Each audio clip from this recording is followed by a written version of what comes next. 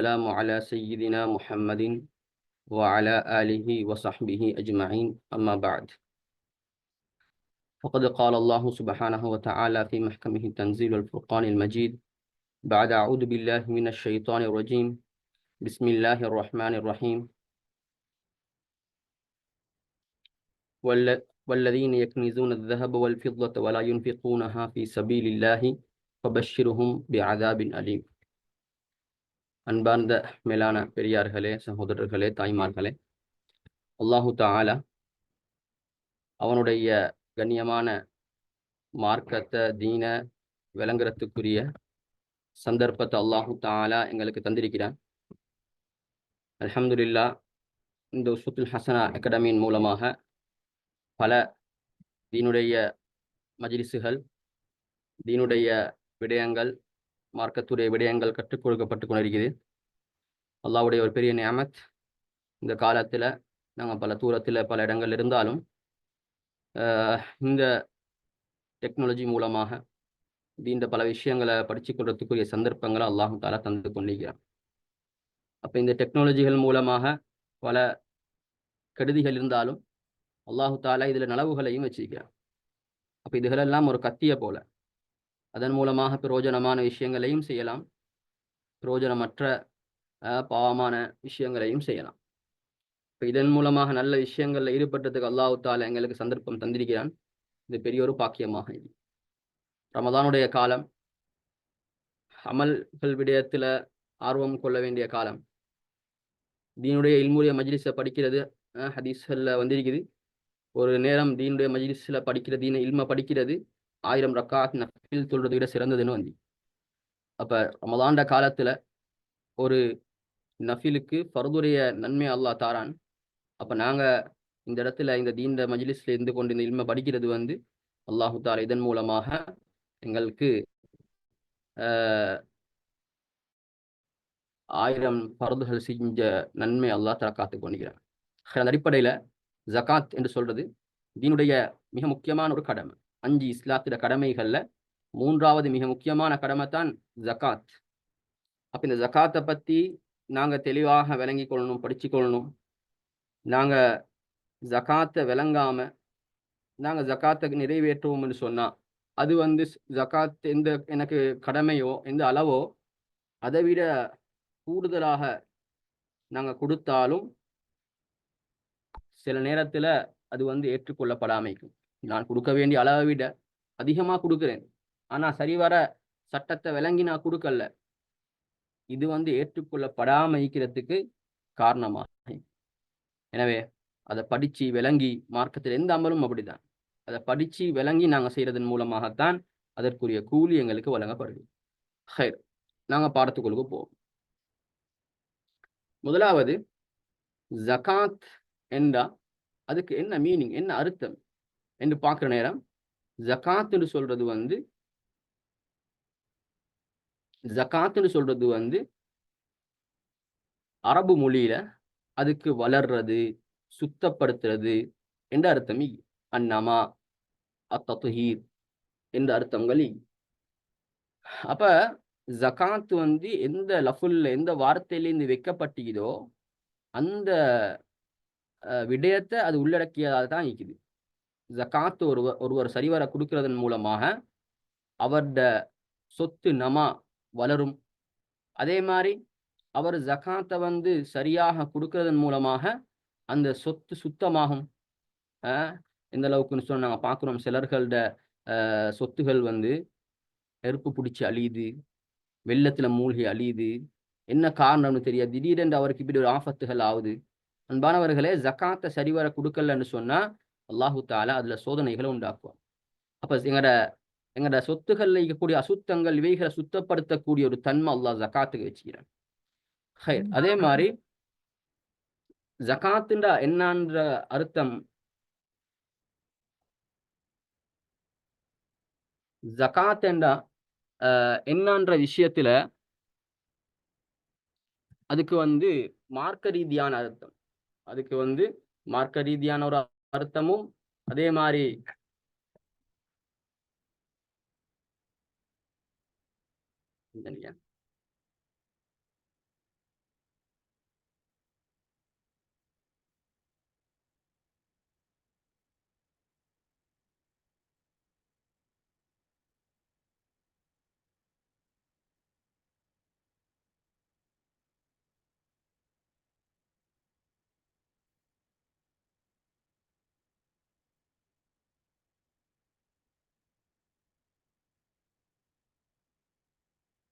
ஜகாத்துக்கு மார்க்க ரீதியான அர்த்தம் என்னான்னு பார்த்தா,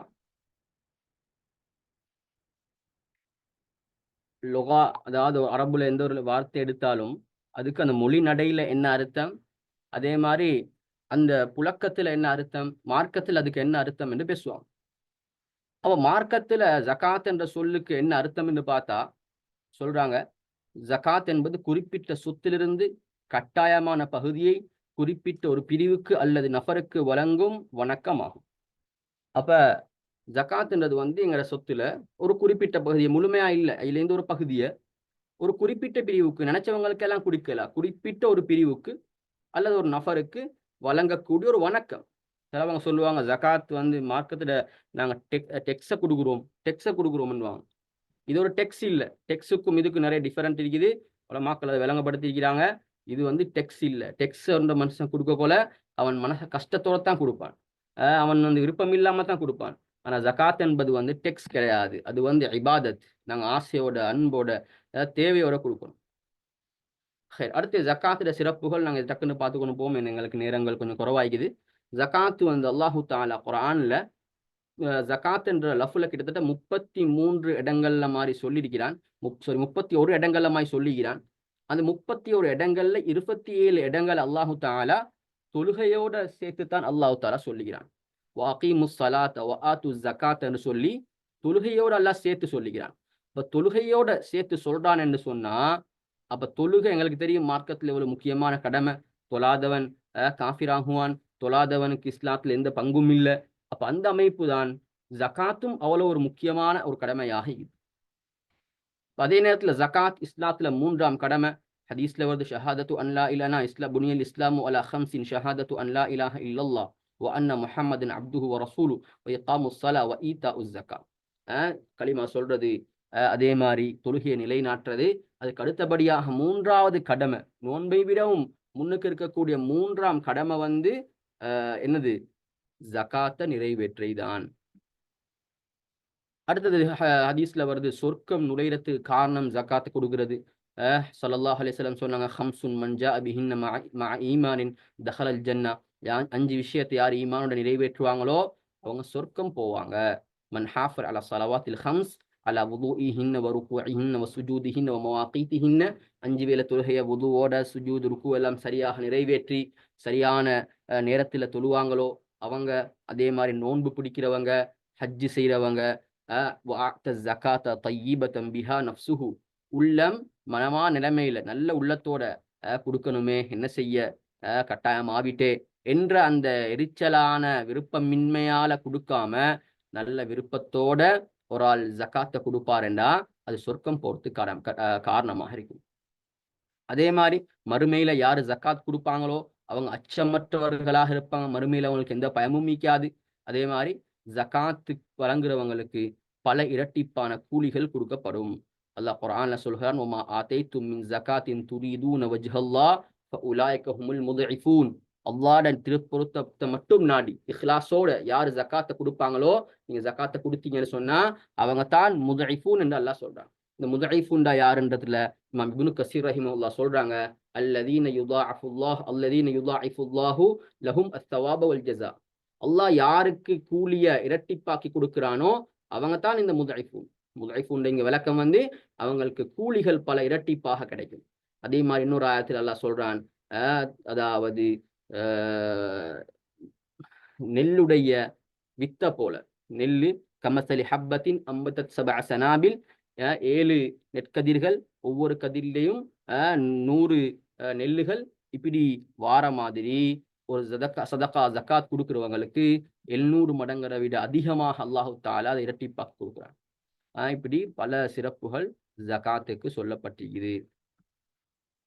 ஜகாத்துல சட்டம்ல என்ன, அதை கொடுக்கிறது வாஜிபா, சுன்னத்தா, முஸ்தஹப்பா, என்ன ஜகாத்துல சட்டம் என்னண்டா, மார்க்கத்தின் 5 கடமைகளில் 3வது முக்கியமான கடமையாகும் என்பது ஏகோபித்த இஜ்மாவான கருத்தாகும். இப்ப இது ஒரு இஜ்மாவான கருத்து. உலமாக்கள் சொல்றாங்க, ஜகாத்தை கொடுக்கிறது இஸ்லாத்துல 3வது கடமை, அது கடமையான விஷயம். இமாம் முந்தி ரஹிமஹுல்லா அவங்க தன்னுடைய இஜ்மா என்ற கிதாப்லையும், இமாம் நாய் ரஹிமஹுல்லா அவங்க மஜ்மூலையும் சொல்றாங்க, இது ஒரு இஜ்மாவான விஷயம். எந்த ஒரு இமாம்களும் யாருமே கருத்து வேறுபாடு படல ஜகாத் கடமை இல்லைன்ற விஷயத்துல. ஜகாத் எப்ப கடமையாக்கப்பட்டுச்சு? ஜகாத் ஹிஜ்ரி 2ஆம் ஆண்டு கடமையாக்கப்பட்டுச்சு. எங்களுக்கு தெரியும் நோன்பும் ஹிஜ்ரி 2ஆம் ஆண்டு தான் கடமையாக்கப்பட்டுச்சு. அதே வருஷம் தான் ஜகாத்தும் கடமையாக்கப்பட்டுச்சு. சரி, ஜகாத் வாஜிப் என்பதை மறுத்து அதனை கொடுக்கவில்லை என்றால் அவன் காஃபிர் ஆகுவான். ஒருத்தர் ஜகாத் என்பது மார்க்கத்தில் இல்ல, அப்படி ஒரு கடமையா ஒன்று இல்ல என்று சொல்லி கொடுக்காமிக்கிறாரு. இவருக்கு நிலைமை என்னண்டா, இவர் காஃபிர் ஆகிடுவாரு. அதே மாதிரி இன்னொருத்தர் என்ன செஞ்சாருன்னா, ஜகாத்த மறுக்கல்ல, ஆனா கஞ்சத்தனத்துல கொடுக்கறதுக்கு விருப்பம் இல்லாம கொடுக்காமிக்கிறாரு. இவர்ட நிலைமை என்னண்டா, இவர் காஃபிராக மாட்டாரு, ஆனாலும் இவர் பெரும் பாவி ஆகுவார். இது உலமாக்கள்ட இஜ்மாவான கருத்து. சரி, ஜகாத் கொடுக்காம இருக்கிறவங்களுக்கு மறுமையில என்ன தண்டனை கொடுக்கப்படும்?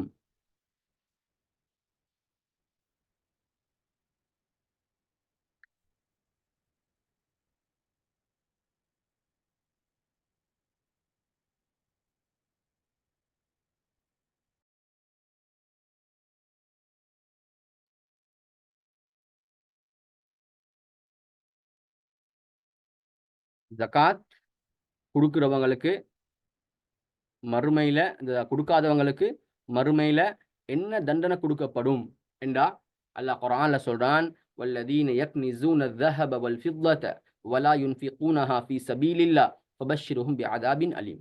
யாரு ஜகாத்த கொடுக்காம தங்கம் வெள்ளிய சேமிச்சு கொண்டிருக்கிறாங்களோ அவங்களுக்கு அவங்களுக்கு என்ன செய்யுங்க, அல்லாஹ் சொல்றான் அவங்களுக்கு ஃபபஷ்ஷிருஹும் பிஅதாபின் அலீம். நபியே நீங்க சொல்லுங்க, வேதனைக்கு தண்டனைக்கு என்று சொல்லி நீங்க சொல்லுங்க, நன்மாராயம் சொல்லுங்கண்டா அவங்களுக்கு தண்டனைக்குன்னு சொல்லுங்க. அந்த மறுமை நாள்ல அவங்களோட முதுகுகளுக்கும் நெற்றிகளுக்கும் அவங்களோட மேல்ல என்ன செய்யப்படும் என்றா, நெருப்பின் மூலமாக அவங்களுக்கு சூடு போடப்படும். இப்படி அயன் பாக்ஸால சூடு வச்சா எங்களுக்கு தாங்கலுமாய்க்குது, அயன் பாக்ஸ் சூடு பட்டாலே தாங்கலாமிக்குது. நெருப்பால, நரகத்துடைய நெருப்பு எவ்வளவு கடுமையானது, அந்த நெருப்பின் மூலமாக அல்லாஹ் தஆலா மேலையும் முதுகுலையும் சூடு வைப்பான். சொல்வான், ஹாதா மா கனஸ்தும் லி அன்ஃபுசிக்கும், நீங்க ஜகாத் நிறைவேற்றாம எனக்கு சொத்து வேணும், சுகம் வேணும் என்று சேர்த்து வச்சீங்களே, அதுக்கான தண்டனை தான் இது என்று அல்லாஹ் சொல்வான். அதே மாதிரி ஹதீஸ்ல வருது, மன் ஆத்தாஹுல்லாஹு மாலன் ஃபலம் யுஅத்தி ஜகாத்தஹு, யாருக்கு அல்லாஹ் சொத்தை கொடுத்து அவரு ஜகாத்தை நிறைவேற்றலையோ, மறுமையுடைய நாளையில என்ன செய்யப்படும், அவருக்கு ஒரு பாம்பை, ஒரு ஒரு ஒரு ஒரு தலையில முடி இல்லாத பாம்பை சாட்டப்படும். தலையில முடி இல்லாத பாம்புண்ட உலமாக்கள் விளக்கம் சொல்றாங்க, அந்த பாம்புடைய விஷத்தின் காரணமாக, விஷத்துடைய கொடூரத்தின் காரணமாக அதுக்கு தலையில அந்த மேல்ல ரோமம் இல்லாம இருக்குமா. அப்ப இந்த பாம்பு அல்லாஹ் தஆலா சாட்டுவான், அது அவருடைய கழுத்துல சுத்தி கொள்ளும் என்று சொல்லும். சுத்தி கொண்டு அவருக்கு அது வேதனையை கொடுக்கும். அல்லாஹ் தஆலா குர்ஆன்ல சொல்றான், லா யஹ்ஸபன்ன அல்லதீன யப்கலூன பிமா ஆதாஹுமுல்லாஹு மின் ஃபضலிஹி வ கைருல் லஹும், யாரு உலகத்துல அல்லாஹ் கொடுத்த விஷயங்களை செலவழிக்காம அவங்க கஞ்சத்தனம் காட்டுறாங்களோ, கஞ்சத்தனம் காட்டிக்கொண்டு அவங்க நினைக்கிறாங்க அது சிறந்தது, நான் அப்படி சேர்த்து வைக்கிறேன் நல்லம் தான் என்று, பல்ஹுவ ஷர்ருல்லஹும், மாற்றமாக அது கெடுதியான விஷயம். சயுதவ்வகூன மா பகிலு பிஹி, எதை அவங்க கஞ்சத்தனம் பட்டு சேர்த்து வச்சாங்களோ அது அவர்களுக்கு சுத்தப்படும், கழுத்து சுத்தப்படும் என்று அல்லாஹ் சொல்கிறான், சயுதவ்வகூனன்னு சொல்லி. இந்த சயுதவ்வகூனோட விளக்கம் அந்த பாம்பு சுத்தப்படுறதுதான் என்று உலமாக்கள் சொல்றாங்க. நபி அவன ஹதீஸ் விளங்கப்படுத்தி காட்டுது.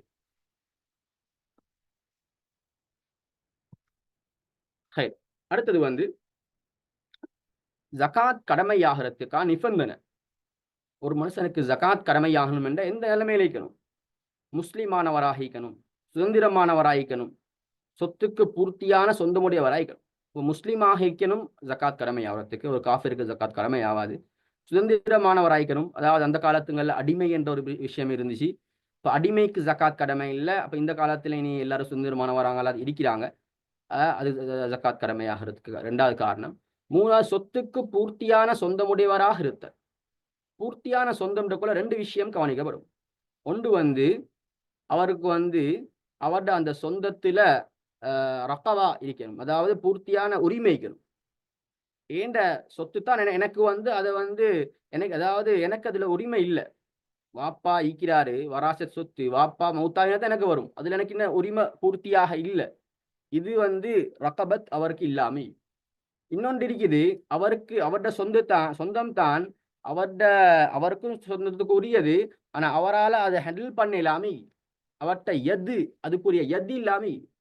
அதே எப்படின்னு சொன்ன உதாரணமாக ஏண்ட காணி உண்டு வழக்குல இருக்குது, கோர்ட்ல இருக்குது. இப்ப அதை எனக்கு இன்னும் ஹேண்டில் பண்ணலா. கோர்ட்டால அதுக்கு சீல் பண்ணிக்கிறாங்க. ஹேண்டில் பண்ணலாத வகையில. அப்ப இதுவும் பூர்த்தியான உரிமம் இல்ல. அப்ப சொத்து ஒன்று ஜகாத் கடமையாகிறன்னு சொன்னா, பூர்த்தியான சொந்தமுள்ள சொத்துகள் தான் ஜகாத்துக்கு சம்பந்தப்படும். ஜகாத் கடமையாகிறதுக்கு சொத்து வந்து இவர்கிட்ட பூர்த்தியான சொந்தம் உள்ளதாய். ஒவ்வொரு சொத்திலும் ஜகாத் கடமையாகக்கூடிய அளவை நிசாபை அடைந்திருத்தல். நாங்க பின்னால பார்ப்போம். ஒவ்வொரு பொருளுக்கும் ஒரு ஜகாத் கடமையாகிறதுக்கு என்ற அளவ மார்க்கம் வச்சு, தங்கத்துக்கு ஒரு அளவு, வெள்ளிக்கு ஒரு அளவு, அதே மாதிரி பணத்துக்கு, ஆடு மாடுகளை இந்த அதுகளுக்கு, வியாபார பொருளுக்கு என்று ஒரு அளவு ஒண்டிக்கு. அந்த அளவை தாண்டினா தான் ஜகாத் கடமை. சல்லிக்கு எல்லாத்துக்கும் ஜகாத் கடமை இல்லை. அப்ப நிசாப அடைஞ்சவர் ஆகிகள். அடுத்தது வந்து தங்கம், வெள்ளி, வியாபார பொருட்கள் மற்றும் கால்நடைகளில் சந்திர கணக்கின்படி ஒரு வருடம் பூர்த்தியாக இருக்க. இப்ப இந்த சொத்தை நான் சொந்தமாக்கி ஒரு வருஷம் சந்திர கணக்குப்படி, அதாவது பிறை கணக்குப்படி ஆகினா ஜகாத் கடமை. இந்த ரமதான்ல ஒரு தங்கம் கொஞ்சத்தை அவர் சேவ் பண்ணி வச்சாரு, சேவிங்ல வச்சாரு. அது பின்னால சொல்லுவாங்க நிசாபுடைய அளவை. அந்த நிசாபை விட தாண்டி இருக்குமெண்டா அவருக்கு ஜகாத் கடமையாகும். அப்ப பின்னுக்கு அதெல்லாம் தெளிவா நாங்க பார்ப்போம் இன்ஷா அல்லாஹ். இங்க வந்து ஜகாத் கடமையாகிறதுக்கான நிபந்தனை. இங்க நாங்க கவனிச்சு பார்த்ததுல பொதுவாக மார்க்கத்துல சில விஷயங்கள கடமைகள நிபந்தனை சொல்லக்கொல பருவ வயசு அடைஞ்சிருக்கணும், புத்தி சுவாதீனம் இருக்கணும் என்ற வார்த்தைகளை கொண்டு வருவாங்க. ஆனா இங்க அது கொண்டு வரப்பட்டில்ல. அப்ப அதை நாங்க யோசிச்சு பார்த்தோமா? ஹைர். அப்ப ஜகாத் என்று வார நேரம் உலமாக்கள் சொல்றாங்க, ஜகாத் ஷாஃபி மதுஹபுடைய சட்டம்படி, இன்னும் சில மதுஹபுகளுடைய சட்டம்படியும் ஜகாத் என்பது வந்து சொத்துக்கான கடமை. அது வந்து நஃபருக்கான கடமை கிடையாது. ஜகாத் நாங்க பார்த்தோம் வளரக்கூடியது. அப்ப எதெல்லாம் வளரக்கூடியதோ அதுக்கு கடமை. சின்ன புள்ளோட சொத்தாக இருந்தாலும் அதுல வளர்ச்சி உண்டாகும். அதை இன்வெஸ்ட்மெண்ட்ல நாங்க போட்டோம் என்று அது வளர்ச்சி உண்டாகும். அப்ப அதனால அதுல ஜகாத் கடமை. சின்ன புள்ளை ஒண்டிக்கிறாரு, அவர்ட வாப்பா உம்மா அப்பா மௌத்தா போயிட்டாங்க, சொத்து எல்லாம் அவர்ட கையில தான் இருக்குது. இப்ப இதை யாரோ ஒருத்தர் ஹேண்டில் பண்றாங்க. இந்த சொத்துல இருந்து ஜகாத் கொடுக்கத்தான் வேணும். அது சின்ன புள்ளன்றதுக்காக ஜகாத்தை கொடுக்காம இருக்க முடியாது.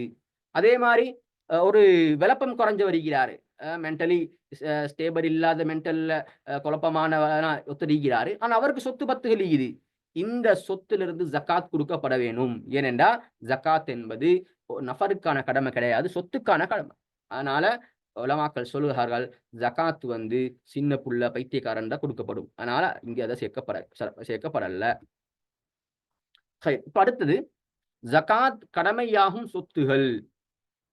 ஜகாத் கடமையாகிற சொத்துக்களை பார்த்தா தங்கம், வெள்ளி, வியாபார பொருட்கள், தானியங்கள், கால்நடைகள்னு சொல்லக்கூட ஒட்டகம், ஆடு மாடு, ஒட்டகம், கனிப்பொருள்னு சொல்லக்கூட அதுல வந்து பொதுவாக தங்கம், வெள்ளி எல்லாம் கனிப்பொருள் தான். அது இல்லாத சில கனிப்பொருள்கள் இருக்குது அதுகள்ல. அதே மாதிரி புதையல், இதுவரையும் புதையல் தெரியும்.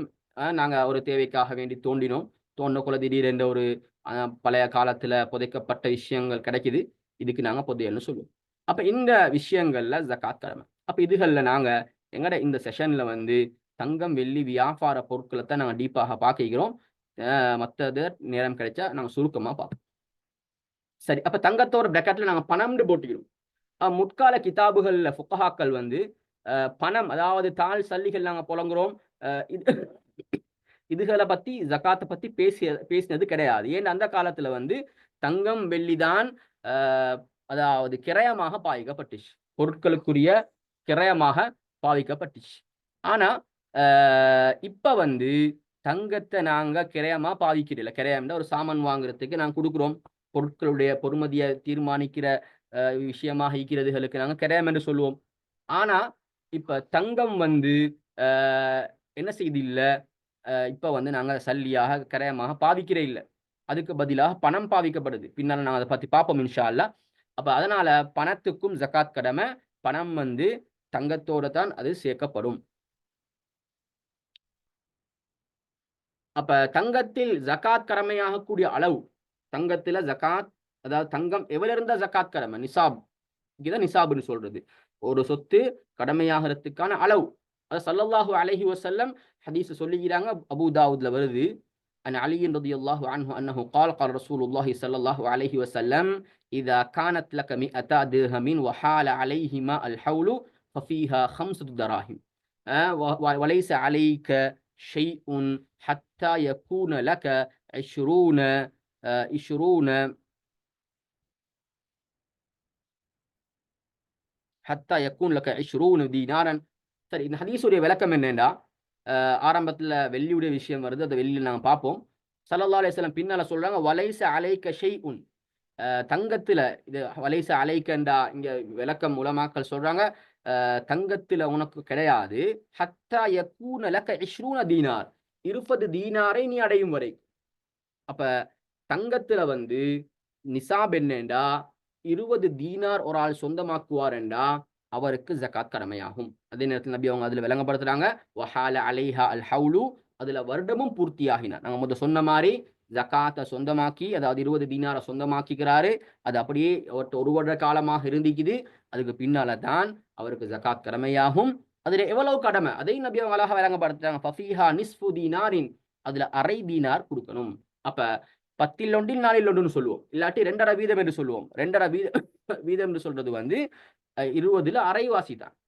ஃபமா ஜாத, உங்களுக்கு 20 தீனாரை விட அதிகமாக இருக்குமாக இருந்தா ஃபபி ஹிசாபின் லக, அதுக்கு ஃபபி ஹிசாபி தாலிக, அதுக்கு என்ன கணக்கோ 2.5 வீதம் என்ன கணக்கோ அதைப்படி கொடுக்கணும். சரி, அப்ப இப்ப எங்களுக்கு இப்ப பிரச்சனையாக்கி 20 தீனார் நபி அவங்க சொல்லிக்கிறாங்க. 20 தீனார்னு சொல்றது வந்து என்ன கணக்கு? இப்ப அது தற்காலத்துல அது என்ன கணக்கு? 20 தீனார் என்ற தற்காலத்துல என்ன? 20 தீனார் என்றது எப்படி பார்க்கிறேன்டா, ஒரு தீனார்னு சொல்றது வந்து 4.25 கிராம். ஒரு தீனார்ன்றது வந்து 4.25 கிராம். அப்ப 20 தீனார் நாங்க 4.25 20ஆல பெருக்கினா வரக்கூடிய பதில் என்னன்னு சொன்னா 85 கிராம். அப்ப 85 கிராம் தங்கத்தை ஒரு ஆள் சொந்தமாக்குவார்னு சொன்னா அவருக்கு வந்து ஜக்காத் கடமையாகும். அப்ப தங்கம் பிஸ்கட்னா பிரச்சனை இல்லை, அது 24 கேரட் தான். நகைகள் இருக்குது, சேவிங்ல நகை வச்சிருக்கிறாரு, அது வந்து அவருக்கு வந்து இந்த 85 கிராம் ஈகுது. இப்ப அந்த நகையிலையும் ஜக்காத் கடமையாகுமான்னு கேட்டா அதை வந்து நாங்க அப்படி பார்க்கல. ஏன்னா நகைன்னு சொல்லக்கொள்ள அதுல வந்து 24 கேரட் வராது. ஏண்டா கொஞ்சம்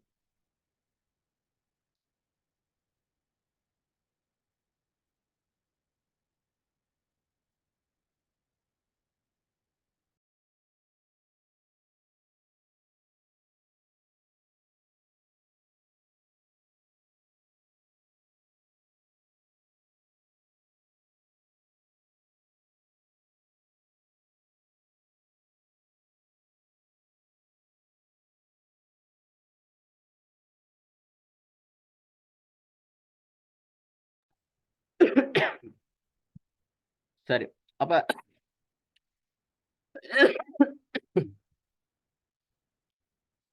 அப்ப 85 கிராம் ஒரு ஆள்கிட்ட 24 கேரட் பிஸ்கட்டிக்குன்னு சொன்ன தங்க பிஸ்கட்னு சொல்லுவோம், இல்லாட்டி பொலியன் என்று சொல்லுவாங்க. இது இருந்தேன்னு சொன்னா 85 கிராம் அவர்கிட்ட இருக்குமேண்டா 24 கேரட்ல ஜக்காத் கடமையாயிரும். அது இல்லாம நகை இருக்குமேண்டா அதுல வந்து எங்களுக்கு தெரியும், ஒரு நகையை வந்து 24 கேரட் தங்கத்தால செய்ய முடியாது. அப்படி செஞ்சேன்டா அது வந்து உறுதியா இருக்காது, அது உடஞ்சி போய்த்தணும். அதுக்காக என்ன செய்வாங்கன்னு கேட்டா பித்தளை இல்லாட்டி சில வேற இதுகள் போட்டு உலோகங்கள் போட்டு அதை செய்வாங்க. அதனால தான் 22 கேரட் 21 கேரட் 19 கேரட் 18 கேரட் என்று சொல்லி தங்கங்கள் இது. அப்ப அதுல வந்து இமாம் நவவி ரஹிமஹுல்லா அவர்கள், ஷாஃபி மதுஹபுடைய மிக முக்கியமான இமாம் ஆகிய இமாம் நவவி ரஹிமஹுல்லா அவங்க சொல்றாங்க, நிசாபுல் ஃபித்தா மிஅத்தா திர்ஹமின் வஸ்ஸஹபி 20 மிஸ்காலன் பிவஸ்னி மக்கா வஸகாத்துஹுமா ருபஉ உஷ்ரின் வலா ஷைஅ ஃபில் மக்ஷூஷ் ஹத்தா யப்லுக ஹாலிசுஹு நிசாபன். அப்ப தங்கத்துல ஜகாத் வந்து 20 மிஸ்கால் அடையணுமெண்டா அது வந்து அதுல ஹாலிஸ், அதாவது ஹாலிஸ் என்றா தூய்மையான தங்கம்னு சொல்லுவோமே, அதாவது தங்கம் மட்டும் வேற ரெண்டும் கலக்காம. இது வந்து 20 மிஸ்கால் அடையணும். மக்ஷூஷ் கலக்கப்பட்டிருந்தா, வேற விஷயங்கள் கலக்கப்பட்டிருந்தாலும், அந்த தங்கம் மட்டுமே 24 அடைஞ்சு அந்த 20 மிஸ்கால அடையும் என்ற சொன்னாதான் ஜகாத் கடமை என்று இமாம் அவங்க சொல்லிக்கிறான். இது மின்ஹாஜு தாலிபீன் என்ற இமாம் நவவி ரஹ்மத்துல்லாஹுடைய கிதாப்ல வந்திருக்கிற விஷயம். அப்ப எப்படி நாங்க 21 கேரட், 19 கேரட், 18 கேரட்டுகளை நாங்க 85 கிராம் இருக்கான்னு பாக்குறது என்றதை நாங்க பின்னால பார்ப்போம். 85 கிராம்னு சொல்றது எங்களுக்கு நாங்க பவுன்லையும் கணக்கு தங்கத்தை சொல்லி பழகிக்கிறோம். பவுன்ல பார்த்தா 10.5 பவுனும் 10.5ன்னு சொல்லக்கூட 84 கிராம் தான் வரும். ஒரு பவுன் வந்து 8 கிராம். அப்ப 10.5 பவுண்டு சொல்லக்கொள்ள வந்து 84 கிராம் தான். அப்ப 85 அந்த 5 அந்த அந்த 1 கிராம எப்படி கணக்கு பார்க்கறதுன்னு சொன்னா 3 மஞ்சாடியும் 3 மஞ்சாடி. ஒரு மஞ்சாடி வந்து 300 மில்லிகிராம். அப்ப 3 மஞ்சாடிக்கு வந்து 90 இந்த 900 மில்லிகிராம் வரும். அப்ப அங்கால 10 மில்லிகிராம் அங்கால குறையுது. அந்த 10 மில்லிகிராம சொல்லுவாங்க மஞ்சாடின்னு சொல்லி. அப்ப 10.5 பவுனும் 3 மஞ்சாடியும் இருந்தா ஜகாத் கடமையாகும். இது தூய்மையான தங்கம், பித்தளை இதுகள் கலக்காத 24 கேரட்ல உள்ள தங்கம். இங்க சின்ன ஒரு இது ஒன்று போட்டிக்கிறோம். இது என்னன்னு சொன்னா தீனார் என்று சொல்ற இந்த இதுக்கு இது எப்படி உருவாயிச்சு, நபி அவங்க காலத்துல எப்படி இருந்துச்சு, பின்னால் எப்படி வந்துச்சு, இந்த 4.25 கிராம் என்பதை எப்படி சமைக்கப்பட்டுச்சு என்று சொல்ற விஷயம் நான் இது சுருக்கமாக சொல்றேன். நபி அவங்களோட காலத்துல தீனார்கள் நபி அவங்கள்ட்ட இருக்கல, அதாவது முஸ்லீம்கள்ட்ட இருக்கல. அப்ப ஜாஹிலியா காலத்துல வந்து தங்க துண்டுகளை பாவிச்சாங்க. முதலாக அப்ப அந்த காலத்துல ரோம் பாரசீகங்கள் இருந்துதான் ஹிருக்கல், பாரசீக மன்னர் ஹிருக்கல் அவங்கள்ட்ட இருந்துதான் மக்காவுக்கு தங்க, அதாவது திர்ஹம் தீனார்கள் வந்துச்சு. அப்ப அந்த தீனார்களை ஸல்லல்லாஹு அலைஹி வஸல்லம் அவங்களும் சஹாபாக்களும் புழங்கினாங்க. அதுல வந்து கொடுக்கல் வாங்கல்கள் செஞ்சாங்க. பின்னால இப்ப நபி ஸல்லல்லாஹு அலைஹி வஸல்லம் அவங்க அந்த மக்கால புழங்கின அந்த தீனார், இந்த தீனார நபி அவங்க தங்கத்துடைய அளவாக வச்சிருக்கிறான்.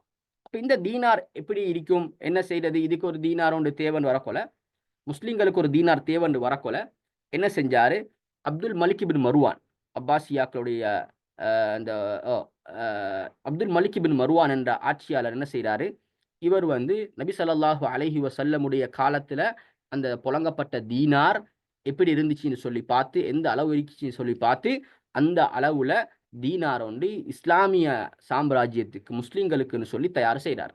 அந்த தீனாருடைய அளவு எப்படி இருந்துச்சுன்னு சொல்லி கேட்டா சொல்றாங்க 72 தானியங்கள், அதாவது ஹப்பத்து ஷயீர்னு சொல்லுவாங்க, தொலிக்கோதுமை, பார்லின்னு சொல்லுவோமே, இந்த தொலிக்கோதுமை உடைய அளவு 72 தொலிக்கோதுமை உடைய பாரத்துக்கு இருந்துச்சு என்று உலமாக்கள் சொல்றாங்க. அப்ப இந்த காலத்துல சஹாபாக்களும் இருந்தாங்க, தபிஊன்களும் இருந்தாங்க. இவங்க யாருமே அதை மறுக்கல. அதாவது அப்துல் மலிக் இப்னு மர்வான் உருவாக்கின இந்த தங்க சல்லிய தீனார யாரும் மறுக்கல. இது நபி அவங்க காலத்துல ஈக்கிறதுக்கு மாற்றமாகுதே என்று சொல்லி யாரும் மறுக்கல. இப்ப எல்லாரும் அதை ஏற்றுக்கொண்டாங்க, எல்லாருமே அதை ஏற்றுக்கொண்டாங்க. அப்ப அந்த அமைப்புல பார்க்கிற நேரம் அப்ப அப்துல் மலிக் பின் மருவான் தீனார் அப்படியே தொடர்ச்சியாக வரலாறுகள்ல இருந்து வந்து கொண்டிருந்துச்சு. பின்னால வரலாற்றை, அதாவது வரலாறை பத்தி ஆய்வு செய்யக்கூடியவர்கள், ஆராய்ச்சின்னு சொல்லுவாங்களே, வரலாறுல பல விஷயங்களை ஆராய்ச்சி செய்யறவங்க, இவங்க அப்துல் மலிக் பின் மருவான் இந்த காலத்துல இருந்த அந்த தங்க நாணயத்தை அவங்க நிறுத்து பார்த்த நேரம் அது விளங்குது. சொல்லுங்க கடைசி பந்தியில நீங்க பார்க்கல, வக தவஸ்ஸ இலா ذلك بعض الباحثين عن طريق الدنانير محفوظة في دول آثار الغربية. அப்ப ஆசார் கர்பியான்னு சொல்றது வந்து அகழ்வாராய்ச்சி, அந்த இவர்கள் மேற்கத்திய அகழ்வாராய்ச்சியாளர்கள் என்ன செய்யறாங்க, அதை ஆய்வு செய்யறாங்க. ஆய்வு செஞ்சு பார்த்தா அப்துல் மலிக் பின் மருவான் காலத்துல செய்யப்பட்ட தீனார் வந்து அது வந்து 4.25 கிராமாக இருக்குது. அந்த தீனாரை எடுத்து அதை நிறுத்து பார்த்தா அது 4.25 கிராமாக இருக்குதுன்ற விஷயத்த கண்டுபிடிச்சுக்கிறாங்க. அப்ப அதனால தான் தீனார் என்று சொல்றது வந்து 4.25 கிராம் என்று சொல்லி சொல்றது.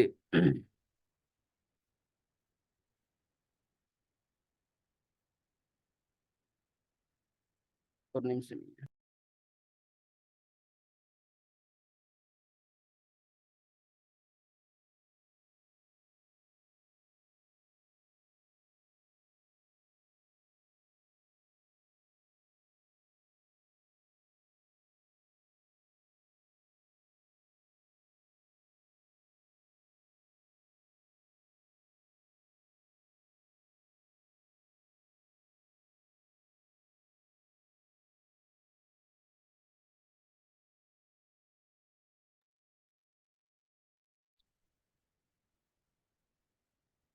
அப்ப இந்த விஷயத்தை வச்சு எங்களுக்கு விளங்குது 4.25 கிராம் என்பது வரலாற்று அடிச்சுவடுகள் மூலமாக எடுக்கப்பட்டி. அப்ப இந்த விஷயத்தை உங்களுக்கு அல் மௌசூஆ அல் ஃபிக்ஹிய்யா அல் குவைத்தியான்னு சொல்ற கிதாப்ல போய் பார்க்கலாம். உலமாக்கள் உதுருவங்களும் கலந்து கொண்டிருப்பீங்க, அவங்களுக்கு பார்க்கலாம். 21வது முஜல்லதுல 27, 29ஆம் பக்கம் தொடர்ச்சிகள். நான் இங்க போடப்பட்டிருக்கிற இந்த பிரதி வந்து அது முழுமையான அதுல பிரதி இல்ல, அதுல சில மாற்றங்கள் செஞ்சு சில சுருக்கங்கள் செஞ்சு இதை கொண்டாந்துகிறேன். இதுல மூலப்பிரதியை உங்களுக்கு அங்க போயிட்டு பார்த்துக்கொள்ளலாம். அப்ப இதுல நான் சில மாக்குகள் பண்ணுகிறேன். அதாவது நீங்க பாருங்க, 72 ஹப்பத்து ஷாயிர், அதாவது தொழிற்கோதுமை தான் ஒரு தீனார், ஒரு தீனாருடைய அளவுன்னு சொல்றது. அது வந்து ஜும்ஹூருல் உலமாட கருத்து, ஃபுகஹாக்கள் மாலிகியா, ஷாஃபிஇய்யா, ஹனாபிலா 3 மதுஹபை சேர்ந்தவங்கன்னு சொல்லியிருக்கிறாங்க. அப்ப இந்த அளவை யாபம் வச்சுக்கொள்ளுங்க. பின்னுக்கு ஒரு கணக்கு நாங்க செய்ய போறோம், அதுல உங்களுக்கு தேவைப்படும். சரி, தொழிற்கோதுமை. அப்ப 72 தொழிற்கோதுமைகள் ஒரு தீனார்னு சொன்னாங்க. ஒரு தொழிற்கோதுமையோட பாரம் என்ன என்று பார்த்தா, தற்கால உலமாக்கள் அதை பத்தி பேசக்கொள்ள இமாம் துக்தூர் ரைஸ் அவர்கள் சொல்றாங்க, அவங்களோட கிதாப் அல் ஹராஜ் வன் நலுமுல் மாலியா என்ற கிதாப்ல ஒரு தொழிற்கோதுமை வந்து 0.059 கிராம்னு சொல்லி. அதே மாதிரி நஜ்முத்தீன் அல் குர்தி அவங்க சொல்றாங்க 0.0589ன்னு சொல்லி. அதே மாதிரி முஅஜமு லுகத்தில் ஃபுகஹா என்ற கிதாபுக்குரியவர் சொல்றாரு 0.062ன்னு சொல்லி. துக்தூர் ஹாருஃப் என்று சொல்றவர் சொல்றாரு 0.059ன்னு சொல்லி. இப்படி பல உலமாக்கள் பல கருத்துகள் ஒரு ஹப்பத்து ஷஈர், ஒரு தொழிற்கோதுமை என்ன பாரம்னு சொல்லக்கொள்ள சொல்லியிருக்கிறாங்க. இதையே தொழிற்கோதுமையை பார்க்கிறேன்டா, பொதுவாக பழங்காலத்துல பாவிக்கப்பட்ட சில அளவீடுகள் இது வந்து எங்களுக்கு எப்படி இருக்கும்னு தெரியும். நிறைய அளவீடுகள் இது, முத்து, சா, பல அளவீடுகள். அப்ப இந்த அளவீடுகள் வந்து எங்களுக்கு பார்க்கிறேன்னு சொன்னா, தொழிற்கோதுமை அதாவது இந்த பார்லி, இந்த அரிசி இதெல்லாம் அந்த காலத்திலையும் இந்த காலத்திலையும் எல்லா காலத்திலையும் ஒரே அளவா தான் இருக்கும். அப்போ ஒரு அளவீட்டுல, அதாவது அளவீடுன்னு சொன்னா ஒரு கோப்பை மாதிரியோ ஏதோ ஒரு அளவா இந்திக்கும். இந்த அளவீட்டுல எத்தனை நெல்லு பிடிக்குதுன்னு சொல்லி சொன்னா எங்களுக்கு இப்ப அந்த அளவை கணக்கு பண்ணி பார்த்துக்கொள்ளலாம். ஏன்னா அந்த நெல்லு உதாரணமாக இன்னைக்கு 100 நெல்லு பிடிக்குதுன்னு சொன்னா இந்த 100 நெல்லை நாங்கள் அளந்து பார்க்கிறோம் இன்னைக்கு. அப்ப அந்த 100 நெல் இத்தனை கிராம் வருதுன்னு சொன்னா எங்களுக்கு விலையும் கொள்ளலாம், இதுவும் ஒரே அளவுன்னு சொல்லி. அப்ப நபியோட காலத்துல பாதிக்கப்பட்ட அந்த தீனார், மிஸ்கால் ரெண்டும் ஒரே விஷயம் தான், ஒன்றுக்கு 2 பேர்கள். இந்த தீனார் மிஸ்கால்ட பாரம் வந்து 72 ஹப்பத்து ஷாயிர்னு நாங்க முன்னுக்கு பார்த்தோம். அப்ப 72 ஹப்பத்து ஷாயிர்னு சொல்லக்குள்ள ஒரு ஹப்பத்து ஷாயிர், ஒரு தொழிற்கோதுமுறை பாரம் என்னண்டா, உலமாக்கள் இப்படி சில கருத்து சொல்லியிருக்கிறாங்க. இதுல அதிகமான உலமாக்கள் சொன்ன கருத்து வந்து 0.059ன்னு சொல்ற கருத்து. இப்ப இந்த கருத்தை வச்சு நாங்க பார்க்கக்குள்ள ஒரு தொழிற்கோதுமுறை பாரம் 0.059.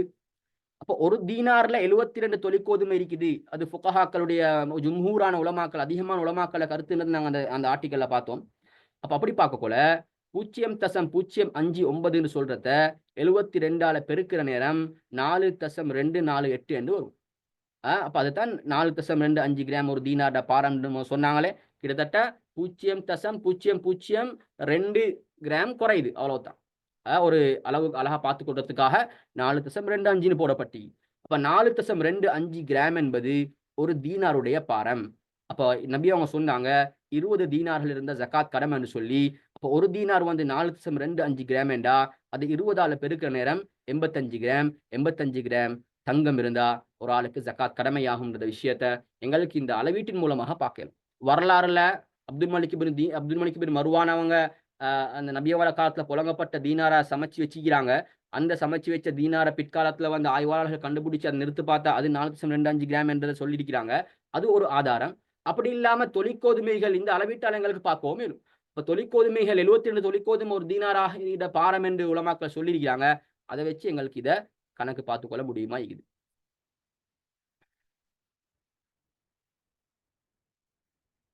சரி, அடுத்த விஷயம், ஆபரணங்கள்ல ஜகாத் கடமையாகுமா? ஆபரணங்கள் ஆபரணங்கள்ல நகைகள் இருக்குது. இப்ப தங்கம்னு வரக்குள்ள நகைகளும் தங்கம். இப்ப தங்கத்துக்கு ஜகாத் கடமையாண்டா ஆபரணங்களை 2 வகையா பிரிக்கணும். ஒன்று வந்து சேமிப்புக்கான ஆபரணங்கள். ஒருத்தர் ஆபரணம் வச்சிருக்கிறாரு, அவர் வந்து சேமிக்கத்தான் வச்சுக்கிறாரு, அவங்க பாவிக்க வைக்கல. பாவிக்கிறதுக்கு வேற அவுட்ல இருக்குது. அது இல்லாம சேவிங்க்கு, எனக்கு ஒரு பின்னால ஃபினான்ஷியல் ஏதாவது பிரச்சனை வருமேண்டா, நான் யூஸ் பண்றதுக்கு அதான் அத பாவிச்சு கொள்றதுக்கு பாவிச்சு அத நான் வித்து என்ன ஃபினான்ஷியல் பிரச்சனைய அடைச்சு கொள்றதுக்காகன்னு சொல்லி வச்சுக்கிறாரு.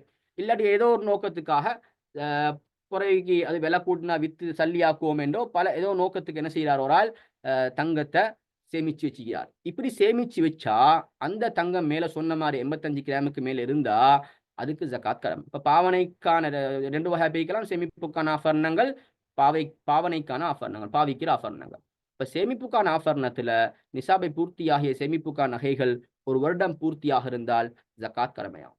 அப்ப சேமிப்புக்கான ஆபரணமாகிது. அது நிசாப் நாங்க சொன்னோம் 85 கிராம்ன்னு சொல்றது. அதாவது 24 கேரட்டுடைய 85 கிராம்.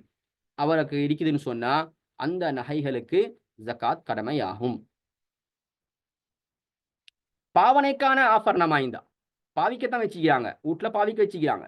இது 2 வகையா பார்க்கலாம். ஒன்று வந்து ஆகுமான பாவனை. ஆகுமான பாவனைன்னா பெண்கள் நகை பாவிக்கிறது. அல்லாஹ் தஆலா பெண்களுக்கு வந்து தங்க நகைகள பாவிக்கிறத அவங்களுக்கு ஹலாலாக்கி குடுத்திக்கிறாங்க. அப்ப இப்படி ஆகுமான பாவனையாக இருந்தா, அது வந்து பிரச்சனை இல்ல. சிலவங்க சொல்லலும் வருஷத்துல 1 நாள் தான் பாவிச்சப்படுது. வருஷத்துல எத்தன நாள் பாவிச்சாலும் பரவால்ல. அது பாவனைக்கென்று இருந்தா அது பிரச்சனை இல்ல. அடுத்து வந்து தடுக்கப்பட்ட பாவனை. பாவிக்கிறாங்க தான். ஆனா அந்த பாவனை வந்து மார்க்கத்துல தடுக்கப்பட்டி. மார்க்கத்துல சொல்லப்படுது, தங்கம், வெள்ளிகள நீங்க என்ன செய்ய வேணாம், ஆ என்ன செய்ய வேணாம், அதாவது அ அ சில பொருள்கள் உதாரணமா, ஆ கோப்பைகள், பிளேட்டுகள் இதுகளெல்லாம் தங்கத்துல பாவிக்கவே கூடாது. அது தடுக்கப்பட்ட பாவனை. அப்படி இல்லாம, பெண்கள் வந்து ஆகுமான பாவனைன்னா, வீண் விரயமற்ற பெண்களுடைய ஆபரணங்களுக்கு ஜக்காத் கடமை இல்ல. வீண் விரயம்ன்ற ஒரு விஷயம் இப்ப பின்னுக்கால பார்க்க போறோம். அப்ப வீண் விரயம் இல்லாத அளவுக்கு பெண்களுக்கு வந்து என்ன செய்யலும், தங்கத்த இவ்வளவும் பாவிக்கலாம். அப்ப தடுக்கப்பட்ட பாவனைன்னு சொன்னா, நகைகள் இல்லாம வூட்ல வேற சும்மா அழகு சாதன பொருட்கள் மாரி தங்கம் பொருள்கள் வச்சுக்கிறாங்க. இது வந்து தடுக்கப்பட்டது. அதே மாரி ஆண்கள் நகை பாவிக்கிறாங்க. இது தடுக்கப்பட்டது. அப்ப அதே மாரி பெண்கள் பாவிக்கிறதையும் தான் வீண் விரயமா பாவிக்கிறது. பெண்களுக்கு வந்து வீண் விரயமாக நகை பாவிக்க அனுமதி இல்ல. வீண் விரயம்னா என்ன? அத இமாம் நவவி ரஹிமஹுல்லாஹ்ங்க மின்ஹாஜு தாலிபீன்ல சொல்லக்கொள்ள வீண் விரயம்ன்றது அதிகம் என்று சொல்லிட்டு அதுக்கு உதாரணம் சொல்றாங்க. ஒரு பெண் வந்து தன்னுடைய கொலுசு அ 200 தீனார்கள்ட அளவுக்கு போடுவாள் என்று சொன்னா, அது வந்து வீண் விரயம்ன்னு சொல்றாங்க. 200 தீனார்ன்னா யோசிங்க. 20 தீனார் தான் ஜகாத் கடமையாகக்கூடிய அளவு. 20 தீனார். எவ்வளோ இப்ப பின்னுக்கு பார்ப்போம். கிட்டத்தட்ட 24 லட்சம் கிட்ட வருது இன்றைக்கு. அப்ப 200 தீனார்ண்டா அப்ப எவ்வளோ வரும் அப்ப? அதோட 10 மடங்கு. அதுல 10 மடங்கு. அவ்வளவு இருந்தா தான் அ வீண் விரயம் என்று இமாம் நவவி ரஹிமஹுல்லாஹ் சொன்னாலும், இமாம் இப்னு ஹஜர் ஹைத்தமி ரஹிமஹுல்லாஹ் அவங்க அ சொல்றாங்க. துஹ்ஃபத்துல் முஹ்தாஜ் ஃபி ஷரஹில் மின்ஹாஜ்ன்னு சொல்லக்கூடிய அவங்களோட கிதாப்ல சொல்றாங்க. இமாம் நவவி ரஹிமஹுல்லாஹ் இப்படி சொன்னாலும், இங்க கவனிக்க வேண்டிய விஷயம் என்னன்னா, அல் இப்ரா நீங்க இந்த நான் இந்த இந்த இப்ப போட்டிக்கிட்டு இதுல இந்த பாருங்க. பல் உதுபிரல் ஆதா என்றாலும் இங்க ஆதத்தான் கவனிக்கப்படும். ஆதத் என்றா வழமை. வழமை, ஊர் நடைமுறையத்தான் கவனிக்கப்படும். ஊரு, நாட்டு நடைமுறைய கவனிக்கப்படும். சில ஊர்கள்ல பெண்கள் வந்து ஒரு 40, 50 பவுன் தங்கம் வச்சிருக்கிறது வந்து பெருசா பார்க்க மாட்டாங்க. பணக்கார ஊர்கள் இருக்கும். சில பணக்கார ஊர்கள். இந்த ஊர்கள்ல சில பெண்கள் வந்து 40, 50 பவுன் வந்து அவங்க யூஸ் பண்ணுவாங்க, வசதியான பெண்கள். இன்னும் சில ஊர்கள் வந்து பின்தங்கின ஊர்களாக இருக்கும். அந்த ஊர்ல ஒரு பெண் அப்படி 40, 50 பவுன்லாம் வச்சிருந்தா, "இங்க பாரேன் இவளுக்கு இவ்வளோ தங்கம் தேவையா இவளுக்கு?" என்று சொல்லி ஊர்ல ஆட்கள் பேசுவாங்க. அப்ப அது வந்து அந்த ஊருடைய வளமையே சொல்லுது. இந்த ஊர்ல 40, 50 பவுன் என்பது வீண் விரயம். சில ஊர்கள்ல 10, 15 பவுன் தான் ஒரு வசதியான பெண்ணும் பாவிப்பாங்க. அந்த ஊருடைய வசதியான பெண்கள் கூட. அப்ப இந்த தங்கம் வந்து எந்த ஊர்ல எவ்வளவு பாவிச்சா வீண் விரயம் என்று அந்த ஊர் மக்களே கருதுவாங்களோ, அது வீண் விரயம். அதை விட குறைவாக பெண்களுக்கு பாவிக்கலாம். இப்ப வீண் விரயமாக பாவிக்கிறது ஹுக்கும் என்னண்டா, இந்த இந்த இதுல நான் இப்ப போட்டதுடைய நீங்க பார்த்த ஆரம்பத்துல விளங்கும் நேயர்களை சொல்றது, வல் அசஹு தஹ்ரீமுல் முபாலகா ஃபிஸ் ஸரஃப்.